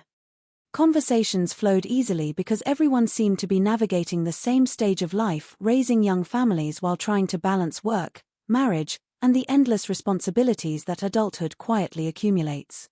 Yet beneath those shared experiences existed differences that were less visible. Pat Montgomery was widely regarded as dependable and methodical. As an electrical engineer, he approached problems with patience and logic. Friends often described him as reserved, thoughtful, and hardworking. He was not known for dramatic displays of emotion. His life revolved around providing for his family, fulfilling responsibilities, and maintaining stability. Candy, by contrast, brought energy into nearly every room she entered. She spoke easily with strangers. She volunteered enthusiastically. She enjoyed organizing events and bringing people together. There was confidence in the way she carried herself, a confidence that drew others toward her. She laughed easily and seemed comfortable taking initiative when plans needed direction. To many people, Pat and Candy complemented each other. One steady, one outgoing, one quiet, one naturally social. From a distance, they appeared balanced. Across town, Alan and Betty Gore projected a similarly conventional image, though their personalities contrasted in different ways. Alan was intelligent and technically skilled, building a career in the rapidly growing field of electronic engineering. His work required frequent travel, sometimes leaving Betty alone for days at a time with 2 young daughters. Business trips became a normal part of family life. Suitcases packed. Goodbyes exchanged. Promises to call whenever possible. For many couples, such routines become manageable through trust and communication. For others, distance slowly magnifies emotions that already exist beneath the surface. Loneliness has an unusual quality. It rarely announces itself dramatically. Instead, it settles quietly into ordinary moments. An empty chair at dinner. A bedtime routine completed alone. A conversation postponed because one spouse is hundreds of miles away. None of those moments seem particularly significant by themselves. Together, however, they can reshape a marriage without either person fully realizing it. Historical accounts describe Betty as deeply committed to her daughters and determined to create a loving home despite the demands placed upon her. Friends remembered her intelligence and sincerity, but they also noticed periods when she appeared emotionally drained. Caring for young children while frequently parenting alone required resilience that often went unseen. Today, discussions about postpartum depression, emotional exhaustion, and maternal mental health are far more common than they were in 1980. At the time, many women faced those struggles privately, reluctant to speak openly for fear of judgment or misunderstanding. While it would be inappropriate to reduce Betty's life to any single psychological explanation, it is clear that she carried significant responsibilities during those years. Meanwhile, Candy seemed to navigate motherhood differently. She remained socially active. She participated in church events. She appeared confident in public settings. Yet public confidence does not necessarily reflect private contentment. Many people become exceptionally skilled at presenting the version of themselves they believe others expect to see. The smiling volunteer. The dependable friend. The capable mother. Those identities can all be genuine while still existing alongside frustration, boredom, or unmet emotional needs. That complexity matters because the people at the center of this case were never one-dimensional characters. They were not simply the victim and the accused. They were wives navigating marriage, parents raising children, individuals carrying private hopes, disappointments, and insecurities that often remained invisible even to those closest to them. As the years passed, the two families continued sharing the same social circles. Birthday parties, church picnics, holiday celebrations, casual conversations after Sunday services. Nothing about those interactions suggested that an invisible line had already begun to form between them. In hindsight, it is tempting to imagine that every smile concealed suspicion or that every gathering carried hidden tension. The historical record does not support such certainty. Most people around them noticed nothing extraordinary. That absence of obvious warning signs is, perhaps, one of the most unsettling aspects of the entire story. Life continued. Children grew older. Work schedules changed. Vacations were planned. The seasons passed with reassuring regularity. And somewhere beneath the routines of ordinary suburban life, a single decision was approaching, one that would quietly alter the futures of both families before anyone realized the consequences. It would not begin with anger. It would not begin with violence. It would begin with a conversation between two people who believed they could keep a secret. The conversation that would eventually alter so many lives did not happen in the middle of a crisis. There were no raised voices. No dramatic confrontation. No sense that anyone was standing at the edge of catastrophe.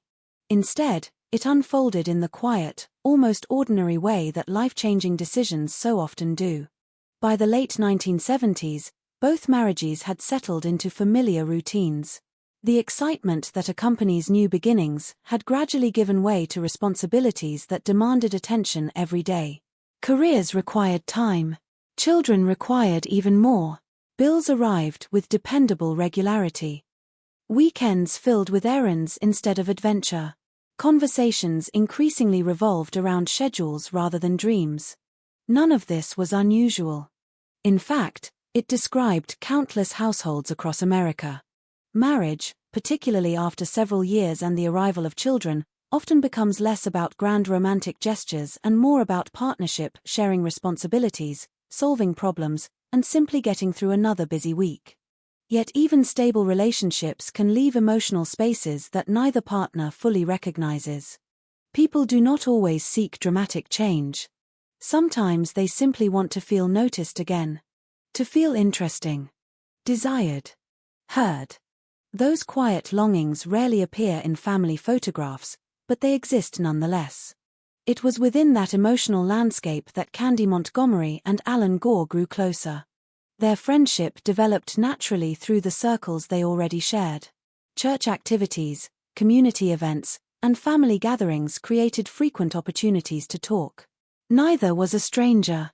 They already knew each other's spouses. Their children spent time together. Trust had been established long before either of them realized they were crossing a boundary. According to later testimony and historical accounts, the affair between Candy and Alan began in 1978. It was not described as a spontaneous surrender to passion but as a decision discussed between two adults who believed they could separate physical intimacy from the rest of their lives. By their own accounts, they established rules intended to prevent emotional attachment and to protect their families. They agreed that the relationship would remain secret and would not interfere with their marriages or their responsibilities as parents. Whether those expectations were realistic is another question entirely. Human emotions rarely obey carefully negotiated rules. Affection, guilt, resentment, fear, and attachment do not arrive according to a schedule. What may begin as something carefully compartmentalized can gradually reshape the people involved in ways they never intended. There is no evidence that Betty Gore knew about the affair while it was taking place. To the outside world, the two families continued to appear connected by friendship and church. Daily life moved forward. Holidays came and went. Children continued to grow. The secret remained hidden behind ordinary conversations and familiar smiles. Eventually, according to Allen's later testimony, he chose to end the affair. He wanted to recommit to his marriage and focus on repairing his relationship with Betty. From the perspective of those involved, the chapter appeared to have closed. But endings in relationships are rarely as clean as they seem. Even after an affair has ended, its existence can continue to influence the people who know about it. It can leave behind guilt, unanswered questions, and the constant risk that the truth may someday emerge. History offers no reliable evidence that the affair itself directly caused what happened on June 13, 1980. It is one important part of the story, but it is not, by itself, a complete explanation. Human behavior, especially in moments of extreme stress, rarely stems from a single cause. As later events would show, the fatal encounter inside the Gore home would be shaped not only by past decisions but also by whatever transpired during a matter of minutes when no one else was present. That uncertainty has defined this case ever since. When people revisit the Candy Montgomery case today, there is often a temptation to identify one decisive moment when everything became inevitable. Real life is seldom so simple. There was no obvious point at which everyone involved recognized they were moving toward tragedy. There were only choices. Private choices. Ordinary choices. Choices that, at the time, may have seemed manageable. For months after the affair ended, life appeared to return to normal. The routines of Wiley continued uninterrupted. Church services were attended. Children played together. Neighbors greeted one another with the same easy familiarity. If anyone suspected that the relationships between these families had become more complicated than they appeared, those suspicions never surfaced publicly. The calm endured. Until one summer morning. On June 13, 1980, Candy Montgomery drove to the Gore residence for what should have been a brief visit. Her stated purpose was simple: to pick up a swimsuit for her daughter, who planned to spend the day swimming with one of Betty Gore's children. It was the kind of favor neighbors performed without a second thought. No one watching Candy leave home that morning could have imagined she was driving toward the defining event of her life. No one watching Betty begin her day could have imagined it would be her last. The distance between an ordinary errand and an irreversible tragedy proved to be only a few minutes and one closed door. Everything that followed would forever change how Wiley remembered itself, how two families understood their past, and how the American public debated the boundaries of fear, self-defense, and justice. The story was about to move from quiet suburban routines into the small utility room where history, evidence, and unanswered questions would collide. Betty Gore was 30 years old when her life came to an end, but reducing her story to the final moments inside a utility room would be to overlook the far greater part of who she was. Before she became the victim in a case that would dominate headlines, she was simply Betty. A daughter. A wife. A mother. A woman whose days were filled not with extraordinary events, but with the quiet responsibilities that rarely make history books. Those who knew her did not describe someone seeking attention. She was thoughtful, intelligent, and deeply invested in her family. Her life revolved around the rhythms that define countless young parents: preparing meals, keeping the household running, caring for children, remembering appointments, and trying to create a sense of stability in a world that often demanded more than one person could reasonably give. It was work that rarely earned applause. Most of it happened behind closed doors. The laundry that had to be folded before bedtime. The kitchen cleaned after everyone else had finished eating. The toys picked up from the living room floor only to be scattered again the next morning. The endless cycle of ordinary responsibilities that quietly held a family together. To outsiders, those tasks might have seemed mundane. To Betty, they were expressions of love. She shared her life with Alan Gore, an engineer whose career required frequent travel. His work offered opportunity and financial security, but it also meant long stretches when Betty managed the household alone. Days often began before sunrise and ended long after the children had gone to sleep.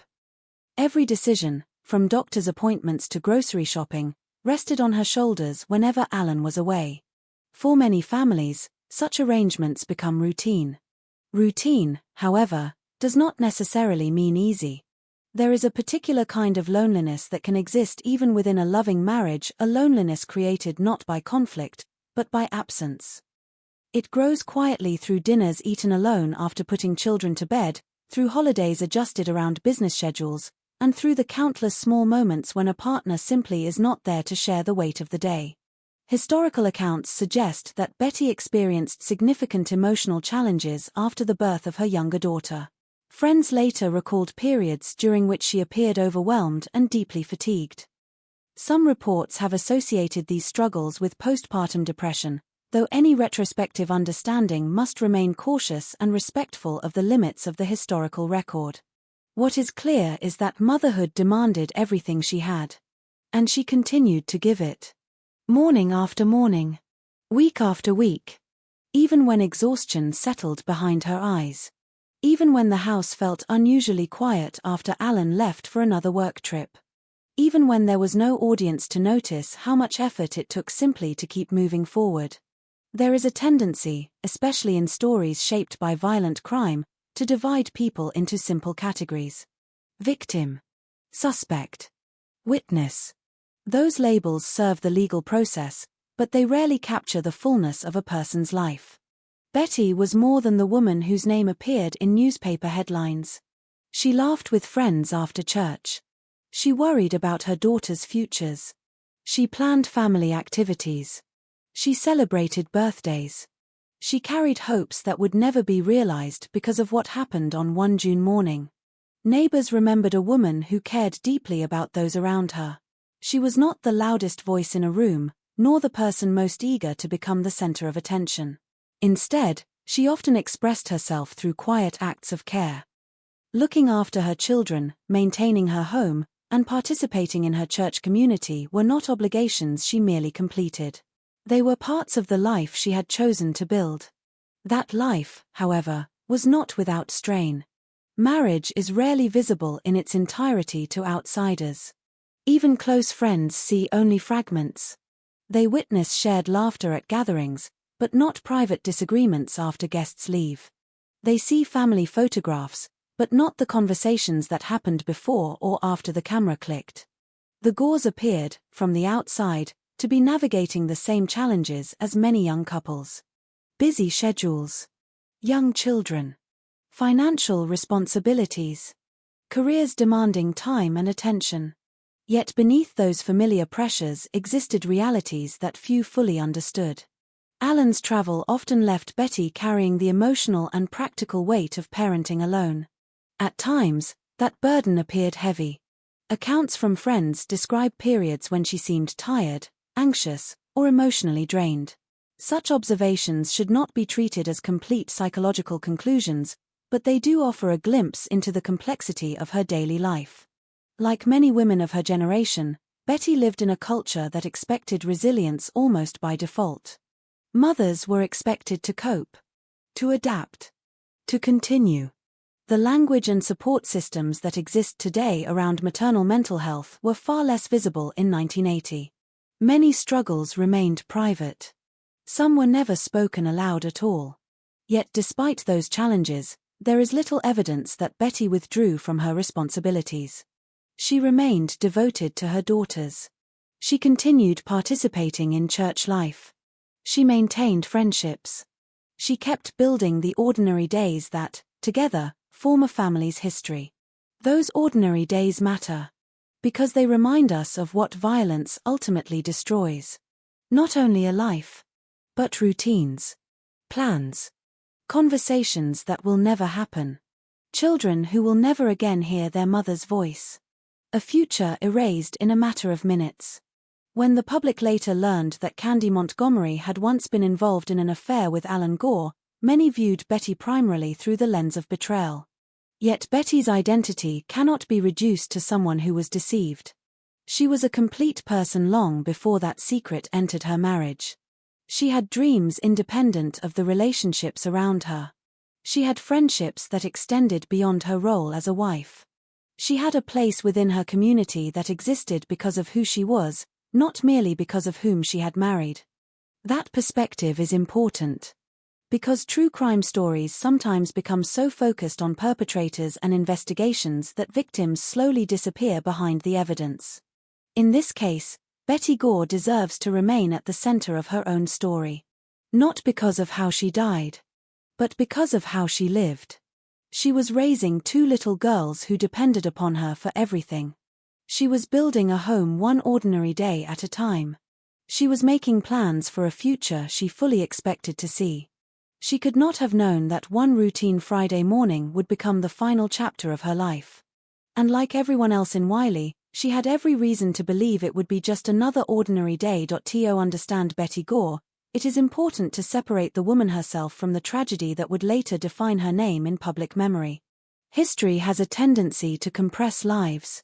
A person who spent decades building relationships, raising children, and imagining the future can become remembered almost entirely for the final minutes of their life. Headlines reduce identities to a single sentence. Court records focus on evidence rather than humanity. Television dramatizations often linger on the crime scene longer than the life that came before it.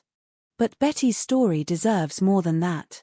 Long before investigators photographed the utility room of her home, Betty had spent years creating a life that, by many measures, looked hopeful. She and Alan had built a family together. Their daughters were still very young, at an age where parents become the entire center of a child's universe. Every scraped knee sent them running toward their mother. Every bedtime story ended with the same familiar voice. Every ordinary morning began with routines that children assume will last forever. Parents rarely realize that these repetitive moments become the memories their children carry into adulthood. A packed lunch. A favorite blanket folded at the foot of a bed. The smell of breakfast drifting through the kitchen. A kiss on the forehead before school. For Betty, those moments were not extraordinary achievements. They were simply motherhood. Friends later remembered that she cared deeply about providing stability for her daughters. She wanted them to grow up in a loving home where routines created security. Even during periods when life felt emotionally demanding, she continued showing up for the countless responsibilities that young children require. That quiet consistency is easy to overlook. Unlike promotions or public accomplishments, caregiving leaves few visible records. There are no awards for comforting a frightened child in the middle of the night. No newspaper articles celebrate another successful week of preparing meals, washing clothes, or reading bedtime stories. Yet those unseen acts often become the foundation upon which families are built. Betty carried those responsibilities every day. At the same time, she was navigating the complexities of marriage. Alan's career required regular business travel, and each departure subtly changed the rhythm of the household. Before every trip came practical preparations, packing luggage, confirming schedules, discussing who would handle various responsibilities while he was away. After each goodbye, the house became noticeably quieter. Silence has a way of changing familiar spaces. The dinner table feels larger. Evening conversations disappear. Small decisions that would normally be shared become one person's responsibility. None of these challenges necessarily indicate an unhappy marriage.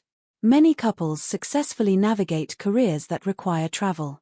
But repeated periods of separation can still create emotional distance, particularly during years when children are young and daily responsibilities feel endless. By several historical accounts, Betty sometimes appeared overwhelmed by the demands placed upon her. Friends noticed moments when she seemed unusually tired or emotionally burdened. Modern discussions of maternal mental health have prompted renewed attention to these observations, though it remains important not to impose contemporary diagnoses beyond what the historical evidence supports.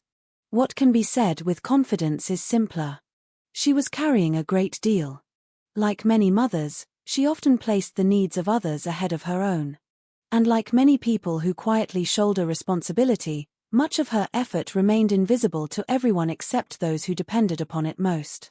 Meanwhile, her social world remained centered around church and family. Church was not merely a weekly obligation in Wiley. It was where friendships formed. Where children made friends. Where families celebrated milestones. Where volunteers organized events that strengthened the entire community. Betty participated in that world alongside the Montgomery family.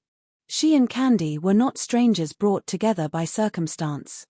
They occupied overlapping circles of trust. That fact would later become one of the most painful aspects of the case. Because betrayal carries a different weight when it comes from someone welcomed into your life. Whether Betty suspected anything before the morning of June 13th remains one of the enduring uncertainties surrounding this case. The historical record cannot answer every private question that existed inside her marriage or friendships. What it can show is that she continued living what appeared to be an ordinary life right up until the day everything changed. She made plans. She cared for her daughters. She expected tomorrow to arrive like every other tomorrow. There is something profoundly heartbreaking about interrupted ordinary life. Not because extraordinary dreams are lost, but because ordinary ones are. A child growing older. Another birthday. A family vacation. Watching daughters graduate from school. Meeting future grandchildren. These are the futures violence quietly erases. When Betty left her bed on the morning of June 13, 1980, there is no evidence she believed she was stepping into the final day of her life. She followed routines that had become second nature. Her younger daughter was at home. Alan was away on another business trip. The neighborhood was calm. The day had begun like countless Fridays before it. Somewhere else in Wiley, Candy Montgomery was also beginning what appeared to be an entirely ordinary day. Within hours, their lives would intersect one final time. Everything that happened after that remains the subject of investigation, testimony, and debate. Some details are firmly established through forensic evidence. Others rest primarily on the account of the only surviving participant. What cannot be disputed is the outcome. 2 little girls lost their mother. A husband returned home to a reality no family could have imagined. And the woman remembered by neighbors for her quiet devotion would become known to the world not for the life she built, but for the unanswered questions surrounding the way it ended. Before we step into that final encounter, it is worth pausing on one enduring truth. Betty Gore was never meant to become a true crime story. She was meant to grow older. To watch her daughters become adults. To continue living the ordinary life she had spent years carefully building. That future ended behind the closed door of her own home, leaving only memories for those who loved her and questions that history has never been able to answer completely. The tragedy of Betty Gore is not only found in the violence that ended her life. It is also found in everything that came after. In the empty spaces left behind. In the rooms where her children would look for a mother who would never return. In the family photographs that would forever capture a moment before everything changed. In the memories that would grow more precious with each passing year because they were all that remained. Every victim leaves behind a world that continues moving without them. People still wake up the next morning. The sun still rises. Cars still travel down familiar streets. Neighbors still mow their lawns and go to work.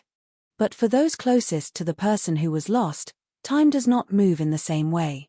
For Betty's family, June 13, 1980, became a dividing line. There was life before that day. And there was everything after. Her daughters were too young to understand the full meaning of what had happened. Children experience loss differently from adults. They do not always understand legal proceedings, newspaper coverage, or the complicated emotions surrounding tragedy. They understand absence. They understand that someone who used to be there is suddenly gone. A voice no longer answers from the next room. A familiar person no longer appears at the end of the day. A place at the table remains empty. Those small moments often become the most painful. Not the dramatic ones. The ordinary ones. The moments when someone instinctively wants to tell their mother something, only to remember they cannot. The moments when a childhood achievement arrives and there is no mother present to celebrate it. The moments when life continues creating memories, but one important person is missing from every future chapter. Betty's death also transformed the way her community viewed itself. For years, Wiley had been built around familiarity and trust. People believed they knew their neighbors. They believed they understood the families around them. They believed that serious danger existed somewhere beyond their streets, beyond their churches, beyond their carefully maintained homes. The murder challenged that belief. The people involved were not strangers. They were part of the same social world. They attended the same gatherings. They shared conversations. They knew one another's families. That closeness made the case more disturbing because it removed the comforting distance people often create between themselves and tragedy.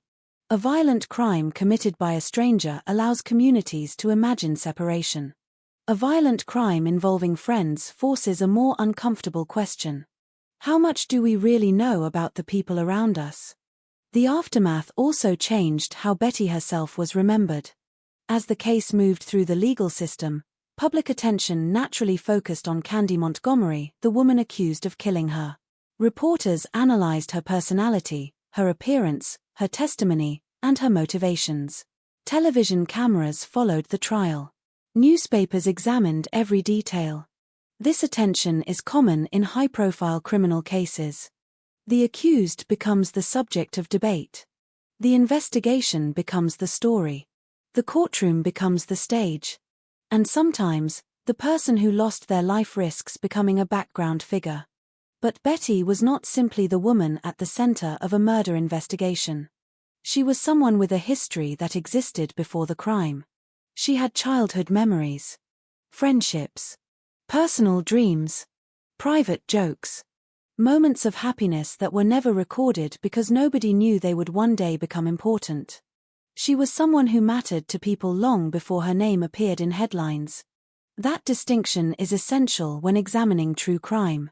A victim should not be remembered only through the circumstances of their death. They should be remembered through the life that was taken. Betty was a mother who wanted the best for her children. A wife navigating the challenges of marriage. A friend within her community. A woman trying, like countless others, to create a meaningful life from ordinary days.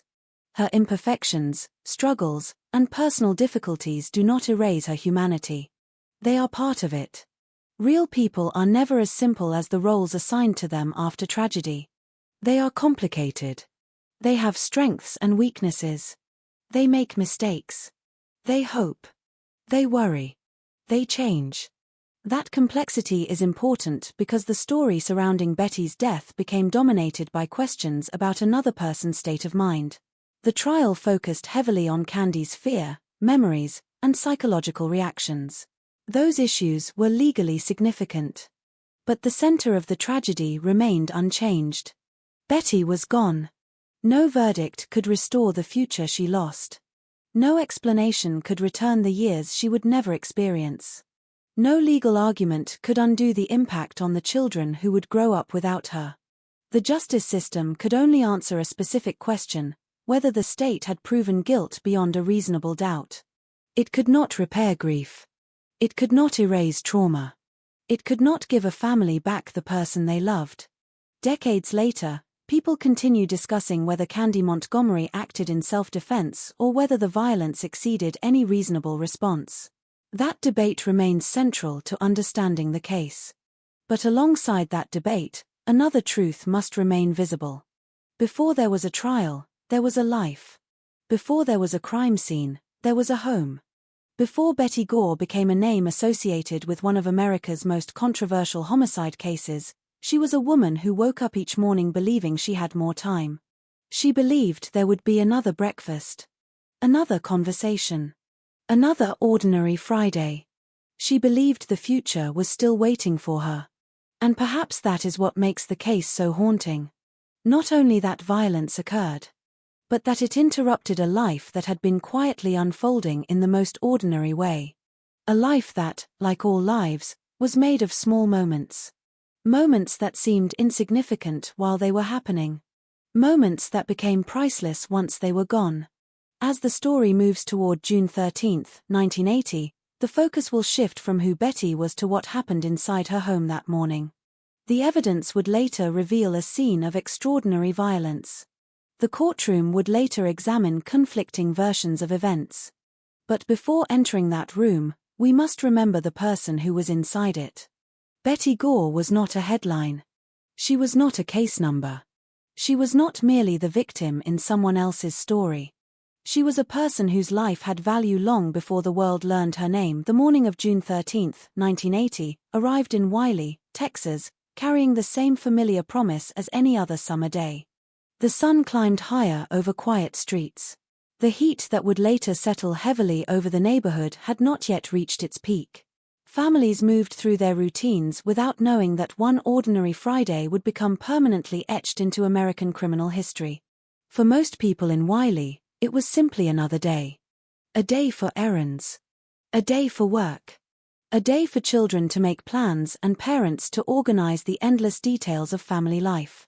For Betty Gore, the morning began inside the home she had worked so hard to create. The house was not unusual. That was part of what made what happened there so difficult for the community to comprehend. It was a place where children played, where meals were prepared, where family photographs were taken, where ordinary conversations had taken place countless times before. Nothing about the outside of the home suggested that, behind its walls, a violent confrontation would soon occur. At the same time, across town, Candy Montgomery was preparing for a visit that appeared completely routine. She was not arriving as an enemy. She was not walking toward a confrontation she expected. At least according to her later account, she was going to the Gore residence for a simple reason: to pick up a swimsuit for her daughter. It was the kind of small favor that happened naturally between families who knew each other. The Montgomery and Gore children were friends. Their families shared connections through church. There was history between them not only as acquaintances, but as people who had spent years existing within the same social circle. That familiarity was exactly what made the events that followed so difficult to understand. Because the person walking through Betty's door that morning was not a stranger. It was someone Betty knew. Someone she had welcomed. Someone she had trusted. The exact sequence of events inside the Gore home has remained one of the most debated parts of the case. There were no outside witnesses. No recording. No second person who could describe the conversation from beginning to end. The only surviving account came from Candy Montgomery herself, and that account became the foundation of her legal defense. According to Candy's testimony, the conversation began calmly. She entered the house. She and Betty spoke. At some point, the subject of Alan Gore came up. The secret that had existed beneath their friendship was no longer hidden. Candy later testified that Betty confronted her about the affair she had previously had with Alan. The revelation transformed an ordinary visit into something far more intense. For Betty, if Candy's account is accepted, this was the moment when a painful betrayal became real. The person standing in her home was not simply a friend. She was someone who had shared an intimate relationship with her husband. A person who had occupied a place of trust. The emotional impact of such a discovery is difficult to measure from the outside. Betrayal is not only about the act itself. It is about the collapse of a person's understanding of reality. A relationship that appeared safe suddenly feels uncertain. Memories are re-examined. Past conversations take on new meanings. Questions appear where there were once assumptions. According to Candy's version of events, Betty became angry after learning the truth. She testified that Betty went into another area of the home and returned carrying a wood-splitting axe. the weapon that would later become the central piece of evidence in the case. Candy claimed that Betty threatened her with the axe. She said she was afraid. She said she attempted to calm Betty down. But the confrontation escalated. The two women struggled over the weapon. In Candy's account, the struggle moved through the utility room as both fought for control of the axe. Then, she said, she gained possession of it. What happened in the seconds that followed became the most disputed moment in the entire case. Candy testified that she struck Betty in an attempt to protect herself. The prosecution would later argue that the number and nature of the injuries showed something far beyond a necessary act of defense. The difference between those two interpretations would determine the outcome of the trial. But before there was a courtroom debate, there was only a small room. Two women. One weapon. And a moment that could never be reversed. The violence that followed was extreme. Investigators later determined that Betty suffered 41 separate axe wounds. The number shocked even experienced law enforcement officers. It became the detail most often repeated in reports about the case because it represented the horrifying scale of what occurred. But numbers alone cannot explain a tragedy.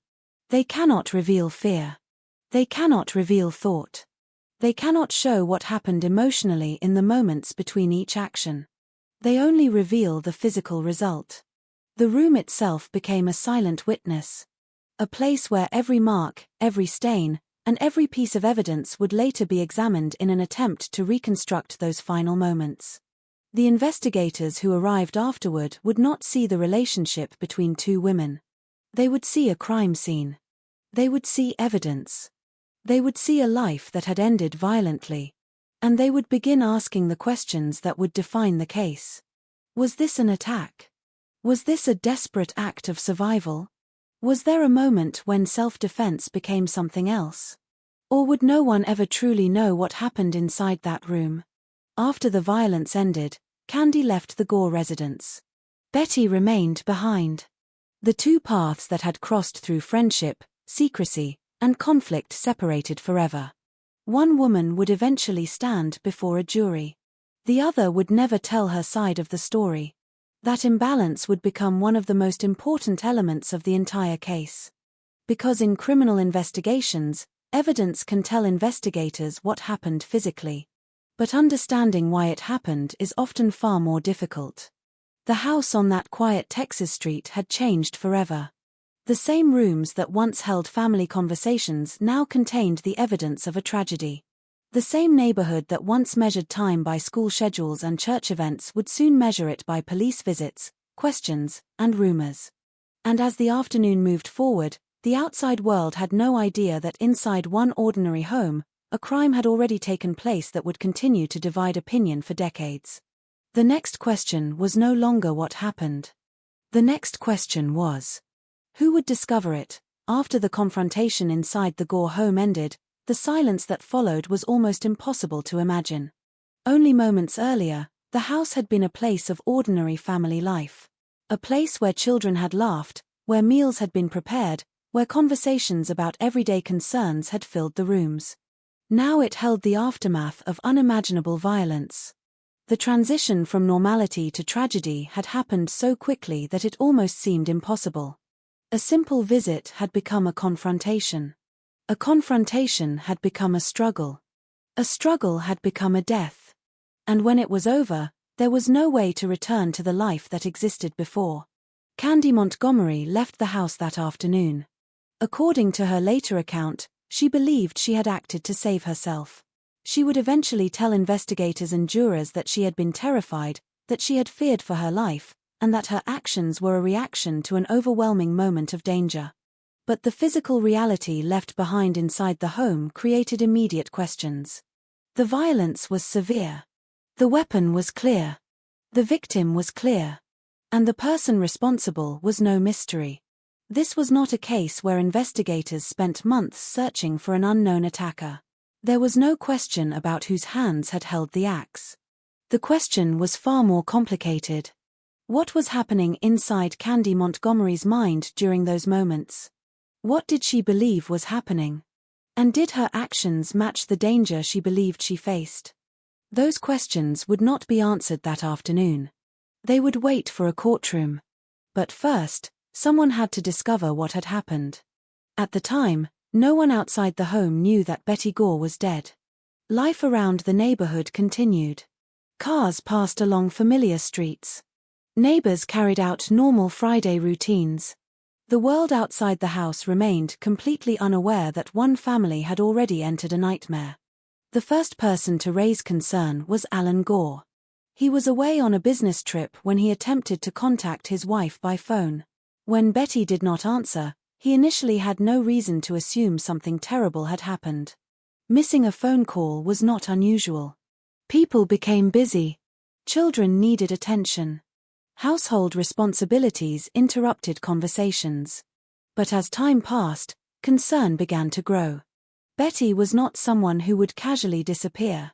She was a mother with young children. She was responsible. She was predictable. When someone who follows routines suddenly breaks them, the absence itself becomes a warning sign. Alan eventually contacted others in an attempt to understand where Betty might be. The concern spread among family members and friends. What began as confusion slowly transformed into fear. Something was wrong. Eventually, people entered the Gore home. What they found changed everything. The scene was immediately recognized as a homicide. The quiet suburban home became a crime scene. The same community that had once associated the address with family gatherings and childhood memories now saw police vehicles outside. Officers moved through rooms that had once represented safety and privacy. Questions replaced ordinary conversations. Who had done this? Why? And how could something so violent happen in a home where children lived? As investigators examined the scene, the brutality became clear. The utility room contained the evidence of a violent struggle. The axe was recovered. Blood patterns were documented. The position of objects and physical details throughout the room became pieces of a puzzle. Every detail mattered. A small movement. A location of evidence. The direction of a mark. The distance between objects. Investigators knew that the truth of what happened would not come from one piece of information alone. It would come from reconstruction. From combining physical evidence with testimony. From determining whether the evidence supported one version of events more strongly than another. The case immediately attracted attention because it contained a contradiction that seemed impossible for many people to reconcile. Candy Montgomery had admitted killing Betty Gore. There was no argument about that. Yet she claimed she was not a murderer. She claimed she was someone who had survived an attack. The legal system would eventually be asked to decide where the line existed between self-defense and unlawful violence. But before that question reached a jury, investigators needed to understand the relationship between these two women. Because the crime was not random. There was a history. There was a connection. There was a secret that had existed beneath years of friendship. As detectives began looking into Betty's personal life, they uncovered the fact that Candy and Alan Gore had previously been involved in an affair. That revelation changed the entire direction of the investigation. Suddenly, the case was no longer viewed only as a violent confrontation between two people. It became a story about betrayal. About hidden relationships. About emotions that had remained buried beneath polite conversations and familiar smiles. The discovery of the affair raised immediate questions. Was the confrontation about more than anger? Was the meeting planned? Had resentment been building over time? Or was the encounter exactly as Candy described, a sudden explosion that neither woman expected? Investigators had to examine every possibility.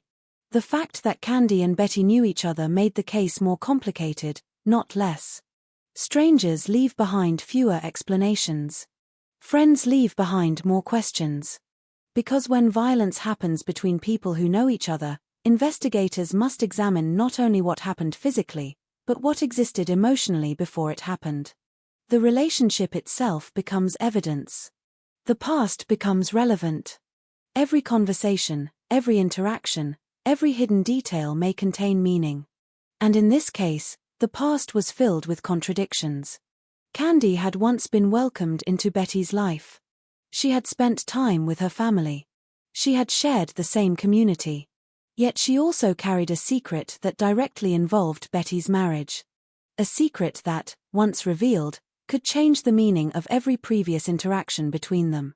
As the investigation continued, the quiet town of Wiley found itself struggling with a reality it never expected.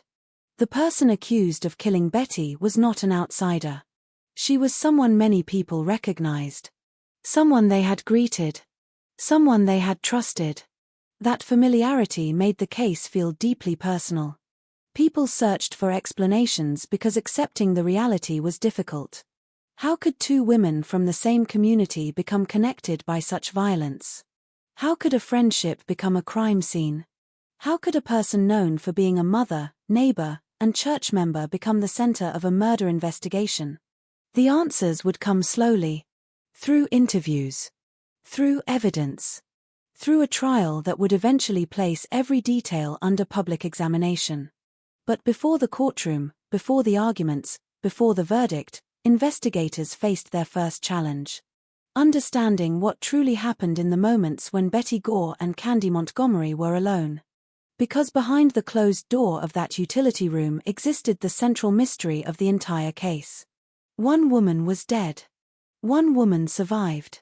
And only one of them could tell the story. In the days that followed the killing, the people of Wiley struggled to understand how something so violent could have happened among them. The shock was not only because of the brutality.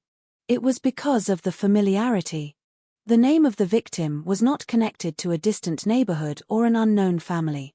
Betty Gore was someone people had seen. Someone they had spoken to. Someone whose children had played alongside theirs. The accused was not a stranger either. Candy Montgomery was not a shadowy figure who appeared from nowhere.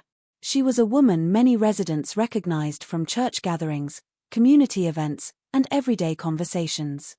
That reality made the case feel less like a crime that had entered the town and more like a fracture that had formed inside it. People searched through their memories. They remembered conversations. They remembered gatherings. They remembered moments that had seemed completely ordinary at the time. And now those same moments carried a different weight. A friendly conversation after church. A casual visit between families. A shared laugh at a community event. Could anyone have seen what was coming? Could anyone have noticed something hidden beneath the surface? The answer, for most people, was no.